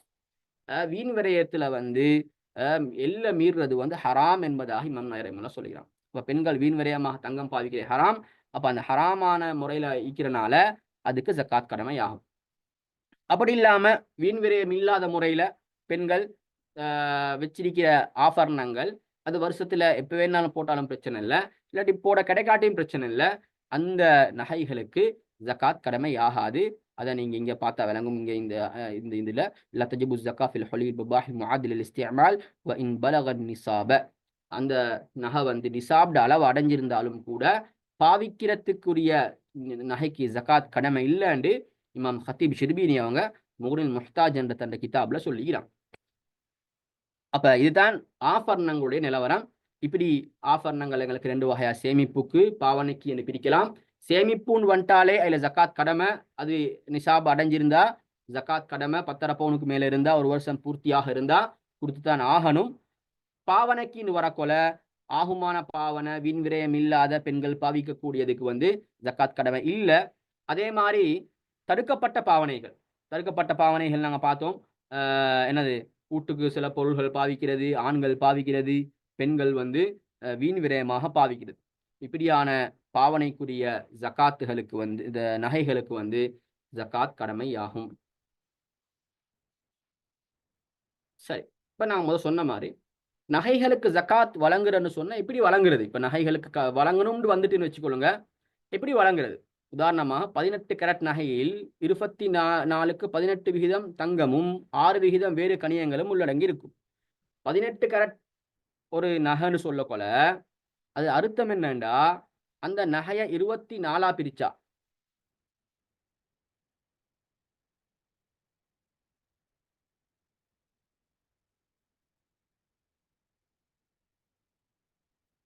இந்த சில கேள்விகள் போட்டிக்கிறீங்க. நான் கடைசியில் டைம் ஒன்று தாரோம் இன்ஷா அல்லாஹ் கேள்விக்கு. அந்த டைமில் கேட்கலாம். நான் இப்போ பேத்து கொண்டிருக்கிறதுனால சரி, கேள்வியில் இருந்தால் போட்டு வைங்க. நான் அடுத்து கடைசியாக கேள்விகளுக்கு பதில் பார்ப்போம் இன்ஷா அல்லாஹ். சரி, அப்போ நகைகளுக்கு ஜக்காத் வழங்குறேன்னு சொன்னால் எப்படி வழங்குறேன்னு ஒரு கேள்வி வரும். இப்போ நாங்கள் சொன்னோம் 24 கரெக்டாக இருந்தால் தான் 85 கிராம் ஈக்கணும் அப்படின்னு சொல்லி. அப்போ அதுக்கு நாங்கள் ஆதாரம் முன்னுக்கும் காட்டணும், இங்கேயும் போட்டிக்கிறோம். இமாம் நவி ரஹிமுல்லா சொல்லியிருக்கிறாங்க, தங்கத்தில் வந்து 20 மிஸ்கால் சுத்தமான தங்கம் இருக்கணும். அது கலப்படமாக இருந்தன்னு சொன்னால் அந்த தங்கம் 24 அடைஞ்ச அந்த தங்கம் வந்து சுத்தமான அளவை அடைஞ்சாதான் ஜக்காத் கடமை. அதாவது 24 கேரட்டுடைய 85 கிராமுடைய பாரத்தை அடையணும். சரி, உதாரணமா எங்கள்கிட்ட ஒரு நகை இருக்குது. அந்த நகை வந்து 18 கேரட் தான். இது என்ன அர்த்தம் என்று கேட்டா, அந்த நகையில 24 பகுதியா பிரிச்சா அதுல 6 பகுதிகள் வேற கனியங்களும் 18 பகுதிகள் வந்து தங்கமும் இருக்கின்னு அர்த்தம். வீதம் இல்ல விகிதம்.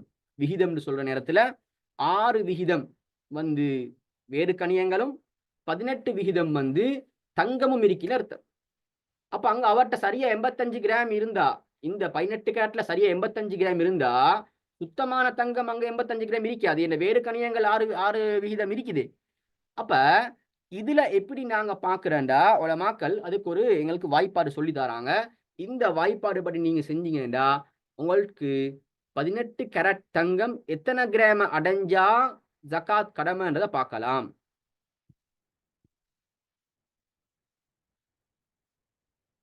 இங்க பாருங்க, ஒரு வாய்ப்பாடு 18 கேரட் உள்ளவருக்கான வாய்ப்பாடு. 18 கேரட் நகை இருக்குமெண்டா அவர் என்ன செய்யணும், 24 18ஆல பிரிச்சு அது 85ஆல பெருக்கினா வார பதில் வந்து 113.3. அப்ப 18 கேரட் தங்கம் உள்ளவரு, அந்த 18 கேரட் தங்கம் 113 கிராம் அடைஞ்சாதான் அதுல ஜக்காத் கடமையாகும். 18 கேரட் தங்கம் உள்ளவரு, அந்த 18 கேரட் தங்கம் 113 கிராம் அடைஞ்சாதான் அவருக்கு ஜக்காத் கடமையாகும். இதை நாங்க பவுண்ட்ல பார்த்தோமேண்டா 113 கிராம தசம் 3 8 பிரிக்கிற நேரம் எங்களுக்கு வரும் 14.16 சொல்லி வரும். கிட்டத்தட்ட 14 பவுண்ட் தங்கம் 24 அதாவது 18 கேரட்ல இருந்தா தான் ஜக்காத் கடமையாகும். 18 கேரட் தங்கம் இது நகை இது அந்த 18 கேரட் நகை 14 பவுனுக்கு மேல இருந்தா தான் ஜக்காத் கடமையாகும். ஏனென்றா அதுல தூய்மையான தங்கம் வந்து அங்க ஃபுல்லா இல்ல. அதே மாதிரி இன்னொருத்தட்ட வந்து நகை இருக்குது. பொதுவா சவுதி நகைகள், துபாய் நகைகள் வார நேரம் அதுல வந்து தங்கம் கூட.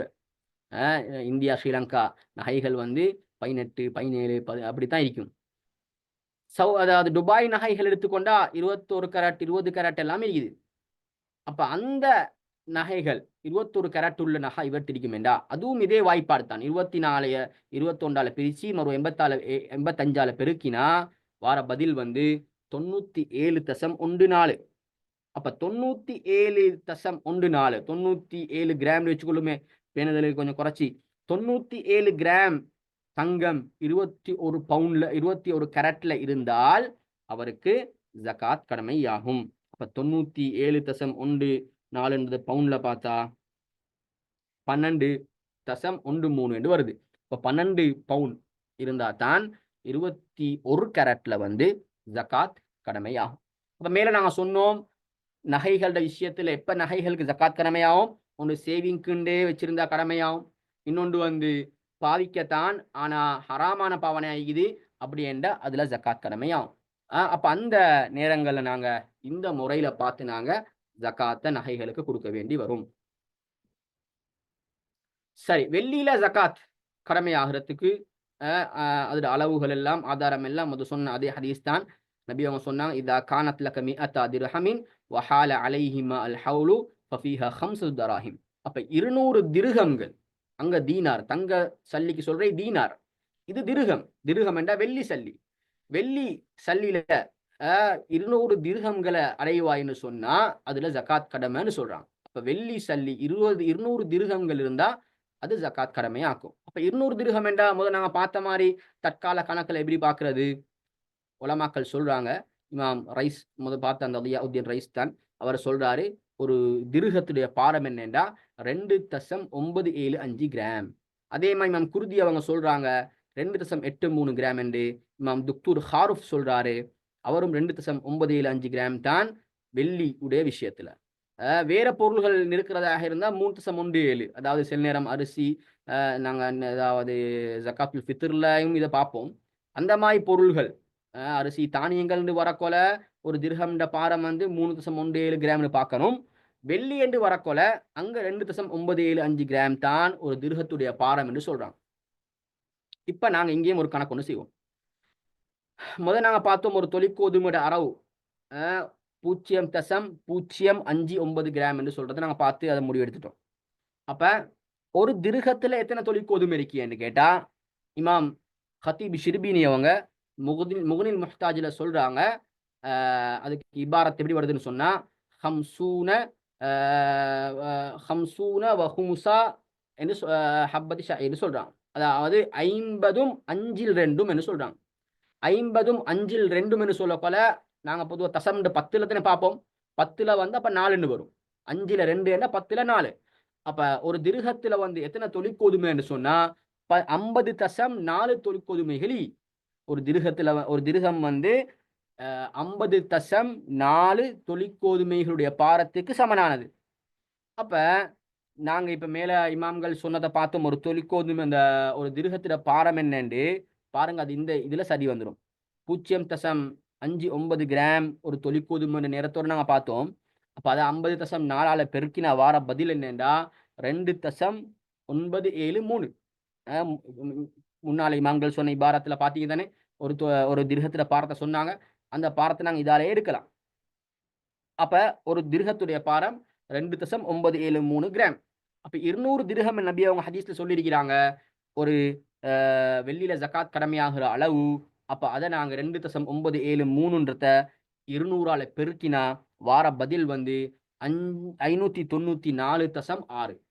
அப்ப எங்களுக்கு தெரியும் வெள்ளியுடைய பாரம் வந்து 595 கிராம் நாங்க சொல்லுவோம். ஜமியத்துலமா இலங்கை ஜமியத்துலமாவுடைய முடியும் இதுதான் 595 கிராம்னு சொல்றது. அதிகமான உலமாக்களோட கருத்து இதுதான். அப்ப 595 கிராம் என்பது எங்களுக்கு எப்படி வந்திருக்கின்னு சொல்றது எங்களுக்கு இதுல விளங்குது. அப்ப 595 கிராம் வெள்ளி இருந்தால் ஜகாத் கடமையாகும். 595 கிராம்ன்றது எவ்வளவு இன்றைக்கு விலை என்று சொல்றதை நான் பின்னுக்கு இன்ஷால்லா சொல்றேன். சரி, அடுத்தது வந்து பணத்துக்கான ஜகாத். சல்லி, இப்ப தங்கம் வெள்ளி நபி அவங்களோட காலத்துல இருந்துச்சு, அதுக்கு ஜகாத்ன்னு சொன்னாங்க, ஜகாத் கொடுக்கப்படுது. இப்ப சல்லி தாள்கள் இருக்குது. இந்த சல்லி தாள்களுக்கு ஜகாத் கொடுக்கிறதா, கொடுக்கணுமா? உலமாக்கள் சொல்றாங்க, பணம்னு சொல்றது வந்து தங்கத்துக்கு பதிலாக புழங்கப்படும் காகிதங்களும் நாணயங்களும் ஆகும். முன்னைய காலங்கள்ல வந்து நாங்க பார்த்த மாதிரி ஏதாவது பொருள்கள் வாங்கணும் என்றா ஒரு பொருளுடைய கிரயமாக தங்கம் வெள்ளியைத்தான் பாவிச்சான். நாளடைவுல அதை பாவிக்கிறது முடியாம போனனால இந்த இதுல பார்த்தா இமாம் வஹபத் ஜுஹைல் ரஹிமஹுல்லா அவங்கட அல் ஃபிக்ஹுல் இஸ்லாமி அதில்லால இருந்து எடுக்கப்பட்டது தான் இது. அப்ப இதுல சொல்றாரு, அல் அவுராக்கு நக்தியா, இந்த சல்லி தாள்கள்னு சொல்றது வந்து, நாணயங்கள்னு சொல்றது வந்து, இது தங்கத்துக்கு பதிலாக புழங்கக்கூடியது. தங்கத்தை வச்சுத்தான் சல்லி தயாரிக்கப்பட்டது. அதாவது ஒரு ஒரு 100 கோடி சல்லி அடிக்கிறோன்னு சொன்னா அதுக்கு பொறுமதியான தங்கத்தை வச்சு அதுக்கு பதிலாகத்தான் முன்னைய காலங்கள்ல சல்லிகள் அடிக்கப்பட்டுச்சு. அப்ப இந்த சல்லிகளை புழங்குறது, தங்கத்தை புழங்குறது கஷ்டம்ன்ற காரணத்தினாலையும் சில நாடுகள் அந்த காலத்துங்கள்ல என்ன செஞ்சு தங்கத்தை புழங்குறத தடை செஞ்சிருச்சு. தங்கத்தை புழங்குவானா சல்லி தான் புழங்கணும்னு சொல்லி. முதலாம் உலக போருக்கு பின்னால இந்த நிலைமை உண்டாயிடுச்சு. அதனால சல்லிகள், தாள்கள், நாணயங்கள்னு சொல்றது வந்து அது தங்கத்துக்கு பதிலாக உள்ளவைகள். எனவே தங்கம் வெள்ளிக்கு நபி அவங்க ஜகாத் கடமைன்னு சொன்ன மாதிரி இங்கேயும் கடமை என்று வந்துடும். கீழே பாருங்க போட்டிருக்கிறாங்க, வகது பஹஸ ஃபுகஹாஉல் அஸ்ர் ஹுக்ம ஜகாத்தி ஹாதிஹி நுகூத் அல் வரகிய்யா. இந்த தாள்களுக்கு ஜகாத் கடமை என்று உலமாக்கள் ஆய்வு செஞ்சு முடிவெடுத்திருக்கிறாங்க. ஃபகர்ரரு, அவங்க தீர்மானிச்சிட்டாங்க, உஜூப ஜகாத்தி ஃபீஹா இந்த ஜும்ஹூரில் ஃபுகஹா. எனவே ஜும்ஹூருல் ஃபுகஹா, பெரும்பான்மையான உலமாக்களோட கருத்துப்படி ஜகாத் கடமை. அந்த உலமாக்கள் யார்? ஹனஃபியா, மாலிகியா, ஷாஃபிஇய்யா, இந்த 3 மதுஹபை சேர்ந்தவங்கள்ட்டையுமே பணம் சல்லி அதை இருந்ததுன்னு சொன்னா அதுக்கு ஜகாத் கடமை. அப்ப சல்லிக்கு எப்படி கடமை? அதுவும் தங்கம் ஆயிட்டான். பணம் தங்கத்துக்கு நிகராக இருப்பதனால் தங்கம் 85 கிராம் அல்லது வெள்ளி 595 கிராமுக்கு பெறுமதியான அல்லது அதைவிட அதிகமான பணம் ஒரு வருட காலமாக அவருடைய சொந்தத்தில் இருந்தால் அதிலிருந்து 2.5 வீதத்தை ஜகாத்தாக வழங்குவது கட்டாயமாகும். அப்ப 85 கிராம் பொறுமதியான சல்லி, 85 கிராம் தங்கம் என்ன விலையோ, 24 கேரட் தங்கம் என்ன விலையோ, அந்த விலைக்கு பொறுமதியான சல்லி ஒரு ஆளுடைய கையில இருக்குமேண்டா, அவர் அது ஒரு வருஷமாக இருக்குமேண்டா, அதுக்கு ஜகாத் கடமை. அதே மாதிரி ஃபுகஹாக்கள், அதாவது நபி அவங்க சொல்லியிருக்கிறாங்க, வெள்ளி 200 திர்ஹத்திலையும் ஜகாத் கடமைன்னு சொல்றாங்க. அப்ப இந்த காலத்துல வந்து இதை நாங்க வற்புறுத்துறது இல்லை. அந்த காலத்துல வெள்ளி 200 திர்ஹத்துக்கு பொறுமையான ஒரு ஆள்கிட்ட சொத்து இருந்தா அவர் ஜக்காத் கொடுத்து தான் ஆகணும்.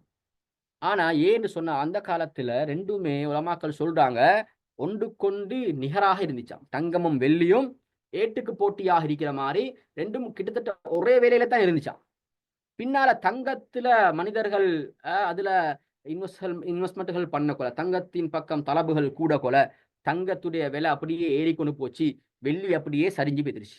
இப்ப வெள்ளியில ஜக்காத் கடமை கொடுத்துத்தான் ஆகணும் என்று சொல்லிட்டா கொடுக்காம இருக்கிற நேரத்துல மனிதர்கள் வந்து என்ன செஞ்சிருவாங்க? பாவி ஆகுவாங்க. ஒரு சட்டத்தை சொல்லிடலாம், வெள்ளி 595 கிராமுடைய பொறுமதி சொத்து உங்கள்ட்ட இருக்குதா, நீங்க ஜக்காத் கொடுத்துத்தான் ஆகணும் என்று எங்களுக்கு வந்து கட்டாயப்படுத்தி சொல்லிடலாம். ஆனா ஒரு மனிதன் அதை கொடுக்காத பட்சத்தில் அவன் பாவி ஆயிடுவான். அதனால அதை நாங்க கட்டாயப்படுத்துறது இல்ல. உங்களுக்கு விருப்பமாக இருக்குது எனக்கும் ஜக்காத் கொடுக்கணும் என்று, நீங்க 595 கிராம் பொறுமதியான வெள்ளிட சல்லிட அளவுக்கு உங்களுக்கு இந்த பணம் இருக்கும் என்ற ஒரு வருஷம் பூர்த்தியாக நீங்க சேவிங்ல இருக்குமாக இருந்தா நீங்க அதுல 2.5 வீதம் ஜக்காத்தை கொடுக்கலாம். அதே நேரத்தில் 85 கிராம் பொறுமதியான அந்த சல்லிக்கு பொறுமதியான நகைக்கு பொறுமதியான சல்லியை வச்சிருக்கிற ஒரு ஆள் கொடுக்காத பட்சத்தில் அவர் பாவியாகுவார். ஏன்னா அது கட்டாயமான கொடுக்க வேண்டிய அளவாக இருக்குது. சரி, அப்ப நான் இங்க பார்ப்போம், தங்கம் இன்றைய விலைக்கு, இன்றைக்கு 20ஆம் தேதி 3/2025 இன்றைய விலைக்கு 24 கேரட் ஒரு கிராம் தங்கத்திட பொறுமதி என்னன்னா 29,132 ரூபா. அப்ப 85 கிராம் நாங்க 85ஆல பெருக்கி பார்க்கணும். அப்ப 85 கிராம் தங்கத்திட பொறுமதி என்னண்டா 24,76,220 ரூபா. அப்ப 24,07,76,220 ரூபாய்க்கு மேல, அதாவது அந்த அளவோ ஒத்தட்ட இருக்குது, ஒரு வருஷமாக இருக்குது சல்லி சேவிங்ல, அவரு ஜக்காத் கொடுக்கணும். அதே மாதிரி வெள்ளியில பார்த்து நாங்க சொன்ன மாதிரி ஜகாத் கொடுக்கறது தான் சிறந்தது. ஏன்னா 24 லட்சத்துல தான் நிசாப் கடமை ஆகுதுன்னு சொன்னா ஜகாத் கொடுக்கக்கூடிய ஆளுகள் வந்து குறைஞ்சு பேத்துருவாங்க. அப்ப அதனால நாங்க வந்து வெள்ளியில கொடுக்கறதுக்கு ஒரு முயற்சி செய்யறது. வெள்ளியில கொடுக்குறேன்னு சொன்னா 19,000 இந்த 1,92,185 ரூபா தான் 595 கிராம் உடைய பொறுமதி. ஏன்னா ஒரு கிராம் வெள்ளி வந்து இன்றைக்கிட விலை வந்து 323 ரூபா. அப்ப அது 595 பெருக்கினா வார பதில் என்னன்னு சொன்னா 1,92,185 ரூபா. அப்ப எங்களுக்கு 1,92,185 ரூபாக்கு 185 ரூபாவோ அதை விட அதிகமான சல்லியோ ஒரு வருஷ காலமாக சேவிங்ல இருக்குமாக இருந்தா எங்களுக்கு ஜகாத் கொடுக்கலாம், வெள்ளியில கொடுக்கலாம், நாங்களும் ஜகாத் கொடுக்கக்கூடிய ஆளாக ஆகலாம். அப்ப இதுல ஃபுல்லா கொடுக்குறல்லே 2.5% தானே. அப்ப 2.5% பார்க்க போல சின்ன ஒரு அமௌண்ட் ஒன்று தான் வரப்போகுது. அப்ப நாங்க ஜகாத்தை கொடுத்து ஜகாத் கொடுக்கக்கூடிய ஆளாக மாறுறதுக்குரிய ஒரு வாய்ப்பு எங்களுக்கும் இருக்குது. சரி, இப்ப பணம் என்று வார நேரம் பணத்துல சில கேள்விகள் பார்ப்போம். சிறுவர் சேமிப்பு கணக்குகளில் சேமிக்கப்படும் பணத்துக்கு ஜகாத் வழங்க வேண்டுமா? அப்ப நாங்க பார்த்தோம் ஜகாத்துன்றது வந்து சொத்துக்குரிய கடமை. ஜகாத்துன்றது வந்து சொத்துக்குரிய கடமை. அது ஆளுக்குரிய கடமை இல்லை.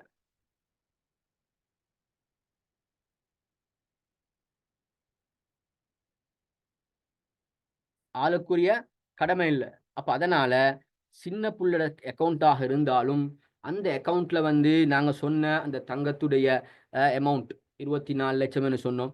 அப்ப இதை விட அதிகமான சல்லியோ அந்த சல்லியோ அதை விட அதிகமான சல்லியோ ஒரு வருஷ காலமாக ஒரு ஒருத்தருடைய அக்கௌண்ட்ல இருக்குமாக இருந்தா அவர் என்ன செய்யணும்? ஜகாத் கொடுக்கத்தான் வேணும். சின்ன புள்ளோட அக்கௌண்ட்ன்றதுக்கு பார்க்கலாம், ஜகாத் கொடுக்கத்தான் வேணும். அடுத்து நிசாப் அடைந்து வருடம் பூர்த்தி ஆகினால் வழங்க வேண்டும் என்றால் ஜகாத் என்பது சரி, அதான் சொல்லிக்கிறோம். நிசாப் அடைஞ்சு ஒரு வருஷம் பூர்த்தி ஆகினா சின்ன புள்ளோட அக்கௌண்ட் ஆகினா ஜகாத் கொடுக்கதான் வேணும். அடுத்த கேள்வி, இபிஎஃப் இடிஎஃப் பணங்களுக்கு ஜகாத் செலுத்த வேண்டுமா? ஒருத்தர் 30-40 வருஷமாக ஜொப்ல இண்டிக்கிறாரு. இப்ப அந்த ஜொப்ல அவருக்கு இபிஎஃப் இடிஎஃப் என்று போடுவாங்க. இது போட்டு இப்ப பெரிய கணக்கு வந்திருக்கும். 30-40 லட்சம் மீக்க சான்ஸ் இருக்குது. சில நேரம் வெளிநாடுகள்ல வேலை செய்யறவங்களுக்கு இன்சூரன்ஸ் பணம் ஒன்று போடுவாங்க. 10 வருஷம் இருந்து வரக்குள்ள கிட்டத்தட்ட சில ஆட்களுக்கு வந்து கோடிக்கணக்கும் கிடைச்சிக்குது. அப்ப அப்படியான அமௌண்ட் ஒன்று போட்டுக்கொண்டு வருவாங்க. இப்ப எனக்கு தெரியும் அந்த அமௌண்ட் ஒன்று இடிக்க எவ்வளவுக்குன்னு தெரியா, எனக்கு ஒரு பெரிய கணக்கை ஈக்குமே தெரியும். இதுக்கு ஜகாத் கொடுக்கணுமான்னு கேட்டா மக்கள் சொல்றாங்க இபிஎஃப் இடிஎஃப் வந்து ஜகாத் கொடுக்க வேண்டிய அவசியம் இல்லை. ஒவ்வொரு வருஷமும் கொடுக்க தேவையில்ல. கிடைச்சொன்ன அது கை கிடைச்சொன்னு அந்த ஒரு வருஷத்துக்குரிய ஜகாத்தை கொடுத்தா போதும். அது நிசாப் அளவுல இருந்தா, அப்படி இல்லைன்னா வருஷம் வருஷமாக கொடுக்க வேண்டிய அவசியம் இல்லை. ஏன்னு சொன்னா நான் முன்னால பார்த்தோம் ஜகாத் கடமையாகிறதுக்கு வந்து மில்குத்தாம் பூர்த்தியான சொந்தமீக்கணும். இது ஏண்ட சல்லியாக இருந்தாலும் எனக்கு அதுல ஹேண்டில் பண்ணலாம், எடுக்கவோ இதாக்கவோ எதுவுமே செய்யல. எனக்கு அதுல அது எவ்வளவு இருக்குன்னு கூட எனக்கு தெரியா. அப்ப அதனால அதுக்கு ஜகாத் கடமை இல்லை என்று உலமாக்கள் சொல்லியிருக்கிறாங்க. இந்த ஃபத்வாவை அவங்களுக்கு வந்து வெளியிட்டிருக்கிறாங்க. மஜ்மா ஃபிக்ஹுல் இஸ்லாமி துவலி அவங்களோட கரார், அவங்களோட தீர்மானம் 16 கீழ் 1 என்று சொல்லக்கூடிய அந்த தீர்மானம் 143 16 கீழ் 1 சொல்ற தீர்மானம். இது அவங்களுக்கு இந்த வெப்சைட் கீழே போட்டிக்கிறேன். அந்த வெப்சைட்ல போய் இதை பார்த்தா அவங்களுக்கு விளங்கிக் கொள்ளலாம். இந்த ஃபத்வா இது போன்ற இன்னும் சில மசாலாக்களையும் உலமாக்கள் பேசி இருக்கிறாங்க.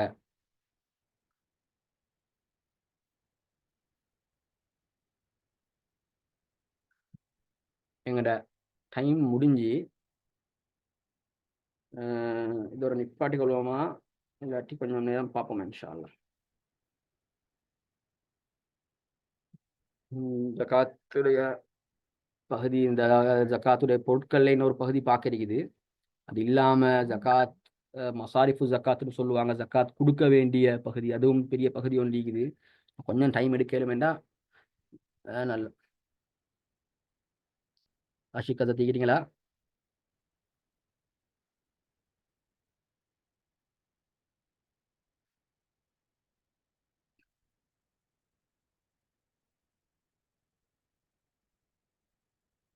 சரி, இந்த வியாபார பொருளை மட்டும் கொஞ்சம் மினோட்டம் பார்த்துருவோம். வியாபார பொருளையும் ஜக்காத் கடமை தான். வியாபார பொருளை ஜக்காத் கடமைன்றதுக்கு ஆதாரம் குர்ஆன்ல அல்லாஹ் சொல்றான், அய்யுஹல்லதீன ஆமனு அன்ஃபிகு மின் தய்யிபாத்தி மா கஸபதும், நீங்க சம்பாதிச்சதுகள்ல மனமானவைகள் இருந்தும் செலவழிங்க நல்லா சொல்றான். முஜாஹித் ரஹிமஹுல்லாஹ் சொல்றாங்க, இது திஜாரா உருளு திஜாரோட விஷயத்துல இறங்கினது, வியாபார பொருள்கள் விஷயத்துல இறங்கினதுன்னு சொல்றாங்க. அதே மாதிரி ஸல்லல்லாஹு அலைஹி வஸல்லம் சொல்றாங்க, "ஃபில் இபிலி ஸதகத்துஹா" ஒட்டகத்துல அதுல ஜகாத் ஈகுது, மாட்டுல அதுல ஜகாத் ஈகுது, ஆட்டுல அதுல ஜகாத் ஈகுது, அ ஆட்டுல அதுல ஜகாத் ஈகுது என்று சொல்றாங்க. அப்ப வஃபில் பஸ்ஸி சதகத்துஹான்ற ஒரு வார்த்தையும் அந்த ஹதீஸ்ல வருது. பஸ்ஸென்டா துணிக்கு சொல்றது. அப்ப குமாஷ் துணி. அப்ப இதுல துணியில ஜக்காத் கடமைன்னா அப்ப என்னது? உலமாக்கள் சொல்றாங்க, இது வியாபார பொருளத்தான் சொல்லப்படுது. வியாபார பொருள்ல ஜக்காத் கடமைன்ற விஷயம் தான் சொல்லப்படுதுன்னு சொல்லி. அதே மாரி அபூதாவுத்ல ஒரு ஹதீஸ் வருது. அபூதாவுத்ல ஒரு ஹதீஸ் வருது. சொல்றாங்க, சமுரா பின் ஜுந்துப் ரலியல்லாஹு சொல்றாங்க, அம் சமுரா பின் ஜுந்துப் ரலியல்லாஹு சொல்றாங்க, அ அம்மா பஅத் ஒரு ஹதீஸ் ஒண்ணு ஒண்ணு ஹம்து ஸலவாத்த சொல்லிட்டு சொல்றாங்க, என்னது ம் ஃபஇன்ன நபிய ஸல்லல்லாஹு அலைஹி வஸல்லம் கான யஅமுருனா அன் நுக்ரிஜ ஸதகத மிம்மா நுஇத்து லில் பைஅ மிம்மா நுஇத்துஹு லில் பைஅ. நாங்க வியாபாரத்துக்குன்னு தயார் செய்யப்பட்டிருக்கிற பொருள்கள்ல, வியாபாரத்துக்குன்னு வச்சிருக்கிற பொருள்கள்ல நபி ஸல்லல்லாஹு அலைஹி வஸல்லம் சொல்றாங்க, எங்களுக்கு ஜகாத் கடமைன்னு சொல்றாங்க என்று சொல்லி இந்த ஹதீஸ இமாம் அபூ தாவூத் ரஹிமஹுல்லாஹ் அறிவிச்சுக்கிறாங்க. அப்ப இப்படி ஜகாத் வந்து வியாபார பொருளையும் கடமையாக இருக்குது. ஸ்க்ரீன்ல கொஞ்சம் கீத்திரத்தை இல்லாம ஆக்கிக்கொள்ளுங்க.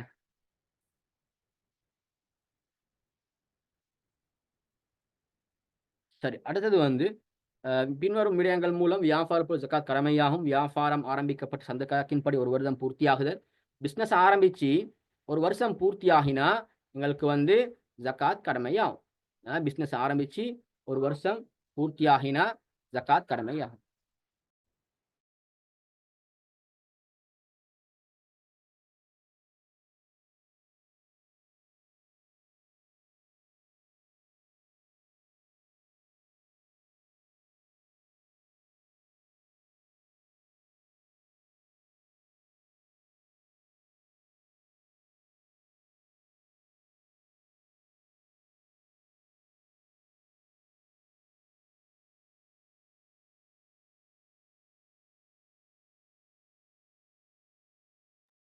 அ சின்ன ஒரு டைம் ஒண்ணு தாங்க. ஒரு 5 நிமிஷத்துல நான் இன்ஷா அல்லாஹ் முடிக்கிறேன்.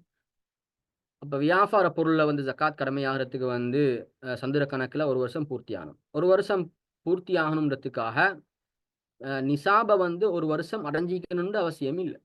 தங்கத்துல வந்து தங்கத்திலயோ, சல்லிலயோ எல்லாம் நிசாப் ஃபுல்லாவே 1 வருஷம் ஆயிக்கணும். அதாவது நாங்க சொன்னோம் 24,00,000 என்றது, இல்லாட்டி 85 கிராம்ன்ற அந்த தங்கம் வந்து குறையாம 1 வருஷம் ஃபுல்லா இருந்து கொண்டே இருக்கணும்.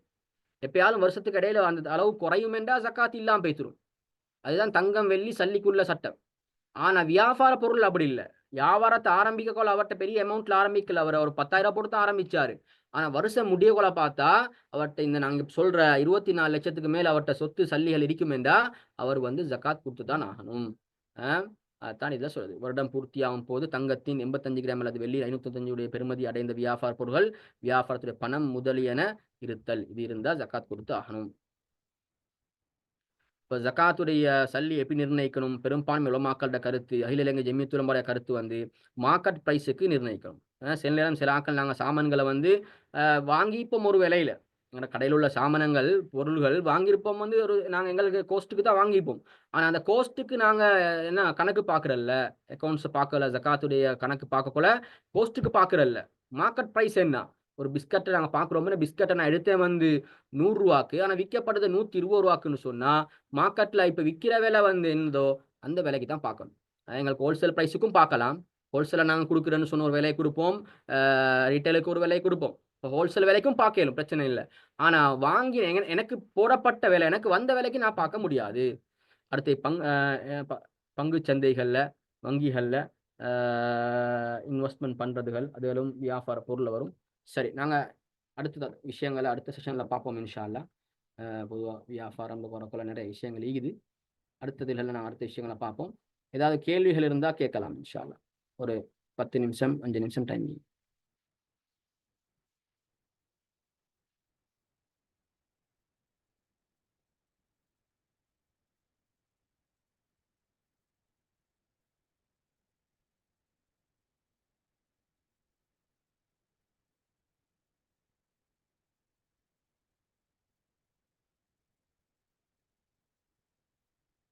த்ரீ வீல் வச்சிருந்த ஜக்காத் கொடுக்கணுமான்னு கேட்டிக்குது.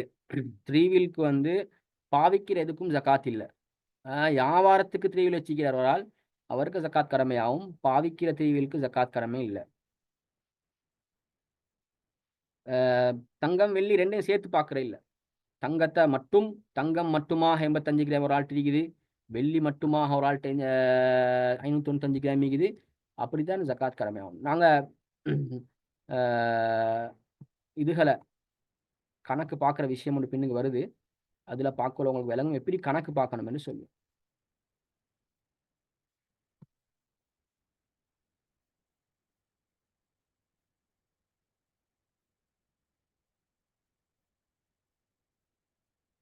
சேமிப்பில் உள்ளதுக்கு ஜக்காத் வருடம் வருடம் கொடுக்கணுமான்னு ஒருத்தர் கேட்டுக்கிறாரு. வருடம் வருடம் கொடுக்கணும்னு தான் அதிகமான பெரும்பான்மையான உலமாக்கள்ல கருத்து. அதாவது ஏஹோஃபித் இஜ்மான்னு சொல்ற அளவுக்கு உள்ள கருத்து வருடம் வருடம் கொடுக்கணும் தான். அகில இலங்கை ஜமியத் உலமாவும் இதுதான் சொல்லி இது வருடம் வருடம் ஜக்காத் சொத்துக்கு கடமை, சொத்துக்கு ஜக்காத் வருடம் வருடம் கடமைன்னு சொல்லித்தான்.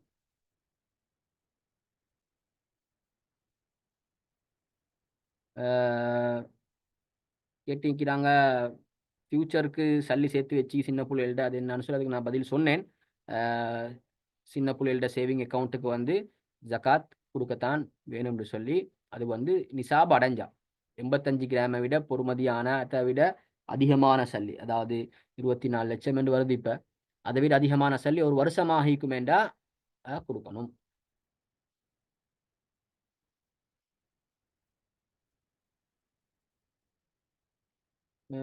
பணம் என்ன மாதிரி ஜக்காத் கொடுக்கணும்? 1000 ரூபா இருந்தா 1000 ரூபாய்க்கு எல்லாம் ஜக்காத் கடமையாகாது. நான் சொன்னேன் தானே, நிசாப் 85 கிராம். 85 கிராம் என்பது 24 லட்சத்துடைய பொறுமதி. அப்படி இல்லைன்னு சொன்னா வெள்ளியில பார்க்கலாம். வெள்ளியில பார்த்தா 1,00,000 சொச்சம் அஞ்சு, 1,90,000 சொச்சம் அஞ்சு, அந்த அளவுக்கு மாதிரி இருந்தா தான் ஜக்காத் கொடுக்கணும். அப்படி இல்லைன்னு சொன்னா ஜக்காத் கடமை இல்லை. 1000 ரூபாய் வச்சுக்கிறவருக்கெல்லாம் ஜக்காத் கடமை இல்லை.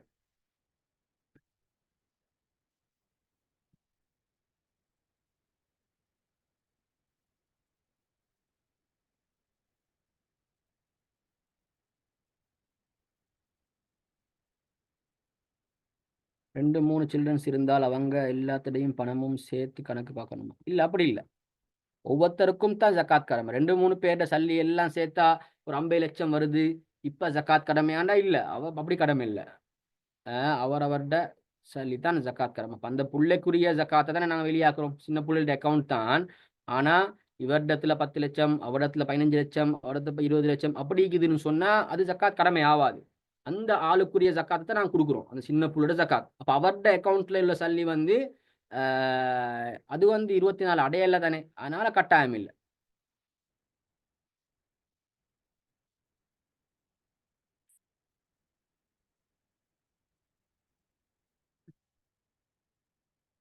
ஜக்காத்துக்கான பொருட்கள் வந்து தங்கம், வெள்ளி, தானியம். ஓ, ஜக்காத் கடமையாகிற பொருள்கள் ஒருத்தருக்கடியான ஜக்காத் கடமை தங்கம், வெள்ளி, தானியம் இதுகளாண்டு இதுகள் கடமை.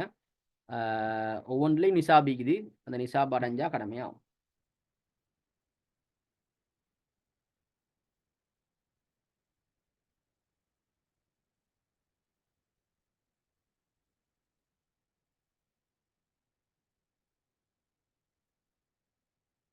ஸ்மால் பிஸ்னஸ் செய்கிறவங்களுக்கு ஜக்காத் கடமையாகுமா?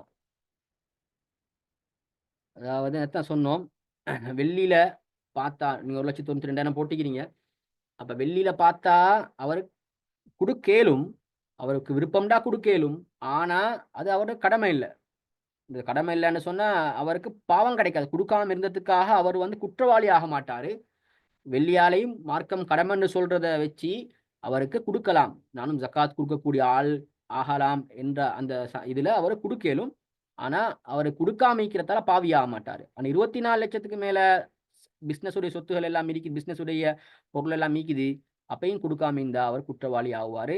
பிசினஸ்ல எப்படி கணக்கு பார்க்கணும் நாளைக்கு செஷன், இந்த அடுத்த சனிக்கிழமை செஷன்ல நான் சொல்லித்தாரேன். பிசினஸ்ல எதெல்லாம் நாங்க பார்க்கணும்ன்ற விஷயம் இன்ஷா அல்லாஹ். ஹவுஸ் ரெண்ட் விஷயம் அடுத்த செஷன்ல வருது இன்ஷா அல்லாஹ். ஹவுஸ் ரெண்ட்டை பத்தி கேட்டுக்கிறாங்க, அது அடுத்த செஷன்ல வருது. கட்டாயம் அடுத்த செஷன்ல எல்லாம் கலந்து கொள்ளணும். நிசாப் அளவை கழிச்சு விட்டு கணக்கு பார்க்கணும்.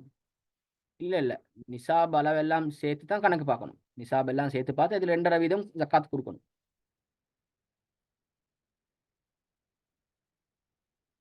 காணி வீடு அதில் கேட்டிக்கிறாங்க, அதுவும் அடுத்த செஷன்ல வருது. இப்போ நான் நார்மலாக சொல்றேன், பாவிக்கிற காணி வீடு இல்லாட்டி மகளுக்கு புள்ளைக்குன்னு வாங்கி போட்டிக்கிறாரு, தங்கச்சிக்குன்னு வாங்கி போட்டி, அதுக்கு ஜக்காத் கடமை இல்லை. பிஸ்னஸுக்குன்னு காணி வாங்கி போட்டா, வியாபாரத்துக்குன்னு வாங்கி போட்டா கடமையாகும். கிடைக்கிற சல்லி கணக்கு பார்க்க தேவையில்ல, கிடைச்சா தான் கொடுக்கணும். கிடைக்கிற சல்லி கணக்கு பார்க்கணுமான்னு கேட்டுக்கிறாங்க. கிடைச்ச பிறகு கொடுக்கணும், கிடைக்கும் வேண்டி இருக்கிறது கொடுக்க தேவையில்ல.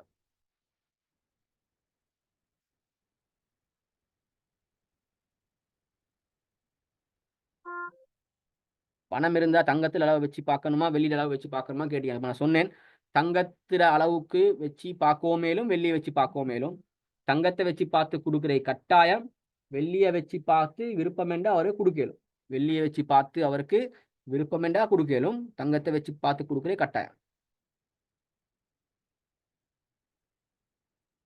கடன் ஈக்கிற நேரம் அந்த சல்லியை கணக்கு பார்க்கணுமான்னு கேட்டிக்குது. கடனை பத்தி அடுத்த செஷன்ல வருது இன்ஷா அல்லாஹ்.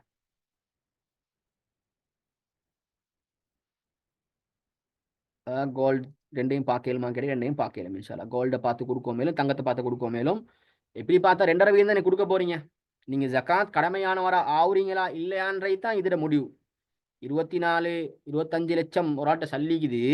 இப்ப இவர்கிட்ட வந்து இவர் தங்கத்திலையும் கடமையாகிறாரு, வெளியிலையும் கடமையாகிறாரு. 25 லட்சத்துல 2.5% தானே கொடுக்க போறாரு அவரு. ஆனா வெளியில ஒரு ஆள்கிட்ட வந்து 15 லட்சம் சல்லிக்குது. இவர் தங்கத்தை வச்சு பார்த்தாருன்னா ஜக்காத் கடமை இல்லை எனக்கு என்று சும்மா இருப்பாரு. ஆனா வெள்ளியில வச்சு பார்த்தாருண்டா அவருக்கு கொடுக்கலும். இப்ப வெள்ளியில வச்சு பார்த்து அவர் கொடுக்கிறது அவருக்கு விருப்பம்டா செய்யலும்னு சொல்றேன். விருப்பம்டா செய்யலும், மார்க்கம் கட்டாயமாக்கல், அவருக்கு விருப்பம்டா செய்யலும். அப்புறம் அப்ப அவர் செஞ்சாருண்டா அவர் ஜக்காத் கொடுத்த அந்த நன்மையில அந்த அவரு நாங்க சொல்ல அந்த முன்னுக்கு சொன்னோமே ஜக்காத் கொடுக்கறதுல எவ்வளவு பலாபலன்கள் அதுல அவர் அவர் வருவார் இன்ஷா அல்லாஹ்.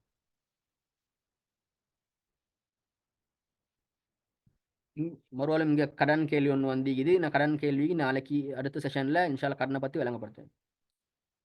யாருக்கு ஜக்காத் எடுக்கலும்னு கேட்டீங்க, அதுவும் அடுத்த செஷன்ல வருது இன்ஷா அல்லாஹ். நகைகளை இஸ்லாமிக் பேங்க்ல இன்வெஸ்ட்மெண்ட்டுக்கு கொடுத்திருந்தா ஜக்காத் கடமையா? ஓ, ஜக்காத் வந்து நீங்க வச்சுக்கிறீங்க, அதை ஒரு சேவிங் மாதிரி தான் இது. அதனால அதுக்கு ஜக்காத் கடமை. சொல்லப்பட்ட இன்வெஸ்ட்மெண்ட்டுக்கு நீங்க ஜக்காத்தை பேங்க்ல கொடுத்து வச்சுக்கிறீங்கன்னு சொன்னா அதுக்கு ஜக்காத் கடமை. சொல்லப்பட்ட 10.5 பவுனுக்கு மேல 24 கேரட் 10.5 பவுன் அடையுதுன்னு சொன்னா, உங்களோட கேரட் என்னமோ ஒரு வாய்ப்பாடு சொல்லி காட்டினேன். உங்களோட கேரட் என்னமோ அந்த கேரட்டை நீங்க அந்த வாய்ப்பாடை போட்டு பார்த்தீங்கன்னா உங்களுக்கு விளங்கும் எத்தனை கிராம்ல ஜக்காத் கடமை. 21ன்னு சொன்னா 97 கிராம் ஆகி வரும். 18ன்னு சொன்னா 113 கிராம் ஆகி வரும். அப்போ அதை விட அதிகமான நகை வந்து நீங்க கொடுத்து வச்சுப்பீங்கன்னு சொன்னா அது 1 வருஷம் பூர்த்தி ஆகினா நீங்க ஜக்காத் கொடுக்கணும். 1,92,000 குறைவா இந்த ஜக்காத் கொடுக்கலுமான்னு கேட்டீங்க. அது ஜக்காத்தாக ஆகாது, சதக்காவா தான்.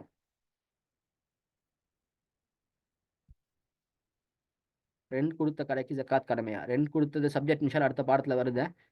அதை நான் அடுத்த பாடத்துல சொல்றேன். யூஸ் பண்ற கோலுக்கு கொடுக்கணுமான்னு கேட்டு யூஸ் பண்ற கோல் தேவையில்லைன்னு நான் சொன்னோம். யூஸ் பண்ற கோல் வீண் விரயம் இல்லாத அளவுக்கு இருந்தா தேவையில்லை. பொதுவா எங்கட நாட்டுகள்ல ஒரு 40-50 பவுனும் வீண் விரயம் இல்லை. அதை விட மேலேக்கும் என்றா வீண் விரயம். அந்த ஊர்கள் நடைமுறையை பார்த்து அதை முடிவெடுக்கணும். 27 பவுன் பாவிக்க நகை இருக்குது ஜக்காத் கடமையாக கேட்டுக்கிறாங்க. அது இன்ஷா அல்லாஹ் கடமையாக சான்ஸ் இல்லை.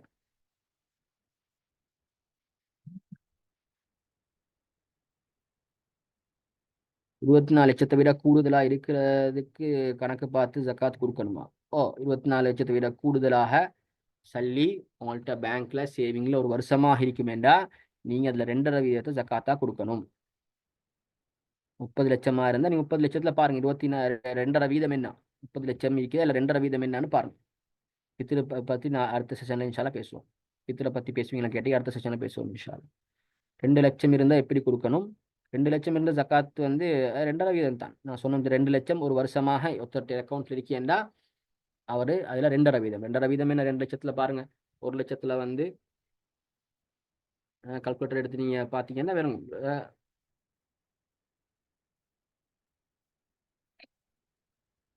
2 லட்சத்துக்கு வந்து 2.5% என்பது வந்து 5,000 ரூபாய் தான்.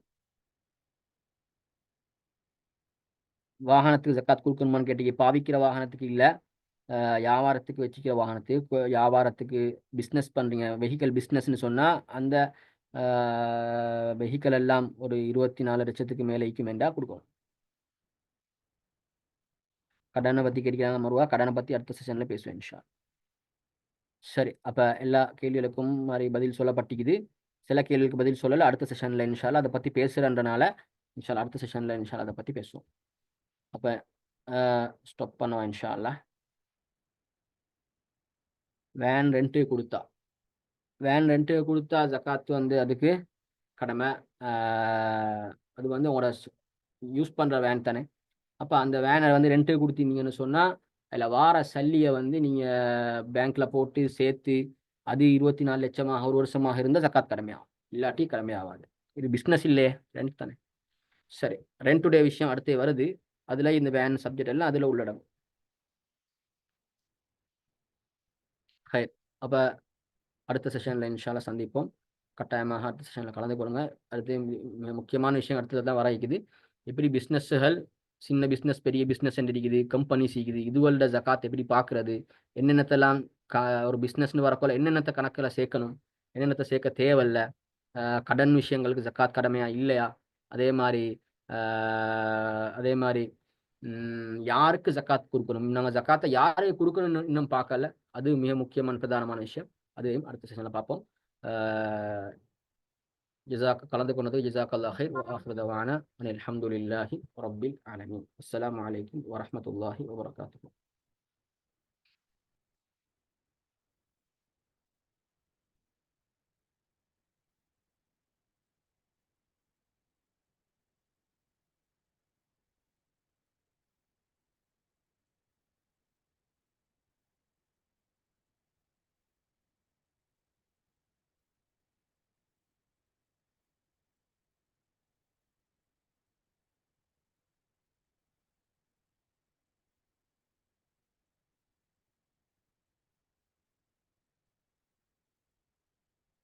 ஒருத்தர் கேட்டிக்கிட்டாரு, போயிட்டாரு தெரியா.